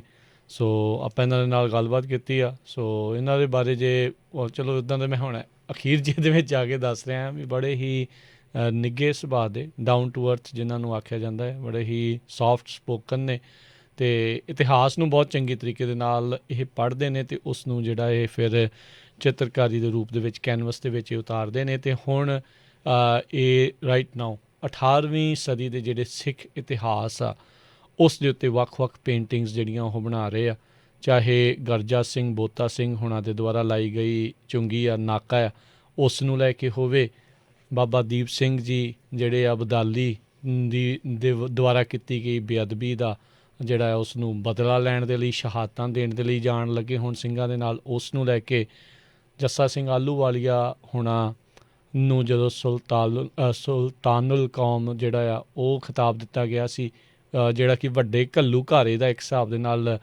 ਮੇਨ ਕਾਰਨ ਜਿਹੜਾ ਆ ਉਹ ਬਾਅਦ ਦੇ ਵਿੱਚ ਜਿਹੜਾ ਉਹ ਕਹਿ ਲਓ ਵੀ ਬਣਿਆ, ਉਸ ਨੂੰ ਲੈ ਕੇ ਹੋਵੇ। ਭਾਈ ਲਹਿਣਾ ਸਿੰਘ ਭੰਗੀ ਹੁਣਾਂ ਦੇ ਕਿਰਦਾਰ ਨੂੰ ਲੈ ਕੇ ਹੋਵੇ ਵੀ ਕਿਸ ਤਰੀਕੇ ਦੇ ਨਾਲ ਰਾਜਿਆਂ ਦੇ ਦੁਆਰਾ ਦਿੱਤੀ ਗਈ ਜਿਹੜੀ ਕੋਈ ਵੀ ਆਫਰ ਆ ਉਸ ਨੂੰ ਠੁਕਰਾ ਦਿੱਤਾ ਗੁਰੂ ਦੇ ਬਚਨਾਂ ਦੇ ਨਾਲ ਜਿਹੜਾ ਉਹ ਜੋੜ ਕੇ। ਸੋ ਇਸ ਦੇ ਵਿੱਚ ਇਹਨਾਂ ਦੀ ਮਹਾਰਤ ਜਿਹੜੀ ਉਹ ਹੈਗੀ ਆ ਰਾਈਟ ਨਾਓ। ਇਕੱਲਾ ਇਹੀ ਨਹੀਂ, ਪੰਜਾਬੀ ਸੱਭਿਆਚਾਰ ਦੇ ਨਾਲ ਜੁੜੀਆਂ ਹੋਈਆਂ ਜਿਹੜੀਆਂ ਨਿਤਨੇਮ ਕਰਦੀ ਮਾਂ ਦੀ ਗੋਦੀ 'ਚ ਬੈਠੀ ਕੁੜੀ ਆ, ਉਹ ਪਾਠ ਕਰ ਰਹੀ, ਨਿਤਨੇਮ ਕਰ ਰਹੀ ਹੋਵੇ, ਉੱਦਾਂ ਦੀਆਂ ਤਸਵੀਰਾਂ ਆ, ਸੰਤਾਂ ਦੀਆਂ ਤਸਵੀਰਾਂ ਆ, ਚੁੱਲ੍ਹੇ ਚੌਂਕੇ ਦੀਆਂ ਆ। ਬਾਕੀ ਕਿਉਂਕਿ ਇਹ ਨਿਹੰਗ ਸਿੰਘਾਂ ਦੇ ਨਾਲ ਖੁਦ ਜ਼ਿਆਦਾ ਰਹੇ ਆ, ਸੋ ਘੋੜਿਆਂ ਦੀ ਚਿੱਤਰਕਾਰੀ ਦੇ ਵਿੱਚ ਇਹਨਾਂ ਦੀ ਬਹੁਤ ਜ਼ਿਆਦਾ ਮਹਾਰਤ ਆ। ਸੋ ਤਰ੍ਹਾਂ ਤਰ੍ਹਾਂ ਦੀਆਂ ਜਿਹੜੀਆਂ ਇਹਨਾਂ ਦੀਆਂ ਤਸਵੀਰਾਂ ਆਲ ਰਾਊਂਡ ਜਿਹੜੀਆਂ ਆ ਉਹ ਤੁਹਾਨੂੰ ਦੇਖਣ ਨੂੰ ਮਿਲਣਗੀਆਂ। ਇਹਨਾਂ ਦੀ ਤੁਸੀਂ ਵੈਬਸਾਈਟ 'ਤੇ ਜਾ ਕੇ ਦੇਖ ਸਕਦੇ ਹਾਂ, punjabartgallery.com ਦੇ ਉੱਤੇ। ਅਤੇ ਉਤਸ਼ਾਹਿਤ ਕਰਿਆ ਕਰੋ ਇੱਦਾਂ ਦੇ ਚਿੱਤਰਕਾਰਾਂ ਨੂੰ, ਉਤਸ਼ਾਹਿਤ ਕਰੋ। ਕੋਈ ਬਾਏ ਕਰਨਾ ਚਾਹੁੰਦਾ ਇਹਨਾਂ ਦੀ ਵੈਬਸਾਈਟ ਤੋਂ ਵੀ ਡਾਇਰੈਕਟਲੀ ਜਿਹੜਾ ਉਹ ਬਾਏ ਕਰ ਸਕਦੇ ਹਾਂ। ਇਨਸਿਕਿਉਰਿਟੀ ਦੀ ਆਪਾਂ ਸਰਦਾਰ ਪਰਮ ਸਿੰਘ ਜੀ ਗੱਲ ਕਰ ਰਹੇ ਸੀਗੇ ਵੀ ਸ਼ਾਇਦ ਇਸੇ ਕਰਕੇ ਜ਼ਿਆਦਾ ਇਨਸਿਕਿਉਰ ਹੁੰਦਾ ਆ ਵੀ ਚੱਲਦੀ ਆ ਰਹੀ ਹੈ ਗੱਲ ਵੀ ਯਾਰ ਆਰਟਿਸਟ ਨੇ ਕੀ ਕਮਾਈ ਕਰ ਲੈਣੀ ਆ, ਤੂੰ ਕੀ ਕਰੇਂਗਾ, ਤੇਰਾ ਗੁਜ਼ਰ ਬਸਰ ਹੋ ਜਾਊਗਾ, ਇੱਦਾਂ ਆ। ਮੈਂ ਤੁਹਾਨੂੰ ਪੁੱਛਣਾ ਚਾਹੁੰਦਾ ਸਾਰਾ ਕੁਝ ਠੀਕ ਚੱਲ ਰਿਹਾ ਹੈ? ਨਹੀਂ, ਬਹੁਤ ਵਧੀਆ ਚੱਲ ਰਿਹਾ, ਕੋਈ ਸਮੱਸਿਆ ਨਹੀਂ ਹੈ। ਹਾਂ, ਹੁਣ ਇਹ ਵੀ ਬੜੀ ਅਜੀਬ ਜਿਹੀ ਇੱਕ ਕਨਸੈਪਸ਼ਨ ਹੈ ਵੀ ਹਰ ਕੋਈ ਅਮੀਰ ਹੀ ਹੋਣਾ ਚਾਹੀਦਾ। ਹਾਂ, ਉਹ ਇਹ ਹੁਣ ਕਿੱਦਾਂ ਹੋਵੇ, ਮਤਲਬ ਉਂਝ ਹੀ ਕਿੰਨੀ ਅਜੀਬ ਜਿਹੀ ਗੱਲ ਹੈ। ਅਜੀਬ ਜਿਹੀ ਗੱਲ ਆ। ਠੀਕ ਹੈ, ਸਾਨੂੰ ਅਮੀਰ ਬੰਦਿਆਂ ਦੀ ਲੋੜ ਹੁੰਦੀ ਹੈ ਬਈ ਸਾਰਾ ਕੁਝ ਚੱਲਦੇ ਰਹਿਣ, ਸਾਰਿਆਂ ਦੀ ਲੋੜ ਹੈ। ਹਾਂ, ਸੋ ਉਹ ਮੈਂ ਤਾਂ ਬਹੁਤ ਠੀਕ ਹੈ, ਮੈਨੂੰ ਕੋਈ ਇੱਦਾਂ ਦੀ ਕਿਸੇ ਤਰ੍ਹਾਂ ਦੀ ਕੋਈ ਸਮੱਸਿਆ ਨਹੀਂ ਹੈਗੀ ਜੀ ਜੀ, ਕੋਈ ਬਿਲਕੁਲ ਵਧੀਆ ਹੈ। ਹੋਰ ਵੀ ਆਰਟਿਸਟ ਨੇ ਜਿਹੜੇ ਮੇਰੇ ਦੋਸਤ ਨੇ, ਵਧੀਆ ਸਾਰੇ ਪੇਂਟਿੰਗ ਦੇ ਉੱਤੋਂ ਹੀ ਵਧੀਆ ਆਪਣਾ ਘਰ ਪਰਿਵਾਰ ਚਲਾ ਰਹੇ, ਕੋਈ ਸਮੱਸਿਆ ਨਹੀਂ। ਜੇ ਤੁਸੀਂ ਮਤਲਬ ਤੁਹਾਡੇ ਕੋਲ ਕਹਿਣ ਨੂੰ ਕੋਈ ਗੱਲ ਹੈ ਤੇ ਤੁਸੀਂ ਕਹਿ ਰਹੇ ਹੋ ਤਾਂ ਤੁਹਾਡੇ ਲਈ ਹਮੇਸ਼ਾ ਹੀ ਥਾਂ ਹੈਗੀ ਹੈ, ਕੋਈ ਇੱਦਾਂ ਦੀ ਗੱਲ ਨਹੀਂ ਹੈ। ਨਹੀਂ, ਬਿਲਕੁਲ ਕੌਮ ਸਪੋਰਟ ਵੀ ਕਰਦੀ ਆ, ਐਸੀ ਵੀ ਜਿਹੜੀ ਉਹ ਕੋਈ ਗੱਲ ਨਹੀਂ ਆ। ਸੋ ਇਹ ਆ ਵੀ ਕਈ ਵਾਰੀ ਰਹਿ ਜਾਂਦੇ ਆ, ਪਿੱਛੇ ਰਹਿ ਜਾਂਦੇ ਆ ਜਿਨ੍ਹਾਂ ਦੇ ਬਾਰੇ ਪਤਾ ਨਹੀਂ ਲੱਗ ਪਾਉਂਦਾ, ਪਰ ਚਲੋ ਆਪਣੇ ਵੱਲੋਂ ਕੋਸ਼ਿਸ਼ ਆ ਵੀ ਆਪਾਂ ਵੀ ਸਾਰੇ ਜਾਣੇ ਜਿਨ੍ਹਾਂ ਦੀ ਵੀ ਆਪਾਂ ਵੱਧ ਤੋਂ ਵੱਧ ਸਪੋਰਟ ਜਿਹੜੀ ਉਹ ਇੱਕ ਦੂਜੇ ਜਿਹੜੇ ਅਜਿਹੇ ਖੇਤਰ 'ਚ ਕੰਮ ਕਰ ਰਹੇ ਉਹਨਾਂ ਦੀ ਕਰੀਏ। ਅਤੇ ਬਹੁਤ ਚੰਗਾ ਲੱਗਾ ਸਰਦਾਰ ਪਰਮ ਸਿੰਘ ਜੀ ਤੁਹਾਡੇ ਨਾਲ ਗੱਲਬਾਤ ਜਿਹੜੀ ਉਹ ਕਰਕੇ, ਅਤੇ ਬਹੁਤ ਬਹੁਤ ਸ਼ੁਕਰੀਆ, ਤੁਸੀਂ ਆਪਣੇ ਸਮੇਂ 'ਚੋਂ ਕੀਮਤੀ ਸਮਾਂ ਕੱਢਿਆ ਜੀ, ਬੜੀ ਮਿਹਰਬਾਨੀ ਜੀ। ਧੰਨਵਾਦ ਜੀ ਤੁਹਾਡਾ, ਬਹੁਤ ਬਹੁਤ ਸ਼ੁਕਰੀਆ। ਅਤੇ ਵਾਹਿਗੁਰੂ ਜੀ ਕਾ ਖਾਲਸਾ, ਵਾਹਿਗੁਰੂ ਜੀ ਕੀ ਫਤਿਹ। ਅਤੇ ਸਰੋਤਿਓ, ਅੱਜ ਦਾ ਇਹ ਜਿਹੜਾ ਪ੍ਰੋਗਰਾਮ ਆ ਉਹ ਹੁਣ ਇੱਥੇ ਹੀ ਸਮਾਪਤ ਕਰਦੇ ਹਾਂ, ਅਤੇ ਉਮੀਦ ਕਰਦੇ ਹਾਂ ਤੁਹਾਨੂੰ ਇਹ ਗੱਲਬਾਤ ਜਿਹੜੀ ਉਹ ਚੰਗੀ ਲੱਗੀ ਹੋਵੇਗੀ। ਅਤੇ ਬਾਕੀ ਇਹਨਾਂ ਦੀ ਜਿਹੜੀ ਵੈਬਸਾਈਟ ਆ punjabartgallery.com, ਉਹਦੇ ਉੱਤੇ ਜਾ ਕੇ ਤੁਸੀਂ ਹੋਰ ਇਹਨਾਂ ਦੇ ਜਿਹੜੇ ਚਿੱਤਰ ਨੇ, ਇਹਨਾਂ ਦੇ ਦੁਆਰਾ ਪੇਂਟਿੰਗਸ ਆ, ਉਹਨਾਂ ਨੂੰ ਤੁਸੀਂ ਦੇਖ ਸਕਦੇ ਆ। ਜੇ ਬਾਏ ਵੀ ਕਰਨਾ ਚਾਹੁੰਦੇ ਹੋ ਤਾਂ ਤੁਸੀਂ ਉੱਥੋਂ ਡਾਇਰੈਕਟਲੀ ਵੀ ਉਹ ਬਾਏ ਕਰ ਸਕਦੇ ਹਾਂ। ਅਤੇ ਹੁਣ ਮੈਨੂੰ ਰਾਜਕਰਨਵੀਰ ਸਿੰਘ ਨੂੰ ਵੀ ਇਜਾਜ਼ਤ ਦਿਓ, ਮੇਰੇ ਵੱਲੋਂ ਵੀ ਤੁਹਾਨੂੰ ਸਭ ਨੂੰ ਪਿਆਰ ਸਤਿਕਾਰ ਸਹਿਤ ਸਤਿ ਸ਼੍ਰੀ ਅਕਾਲ। ਸੁਣਦੇ ਰਹੋ ਪੰਜਾਬੀ ਰੇਡੀਓ USA।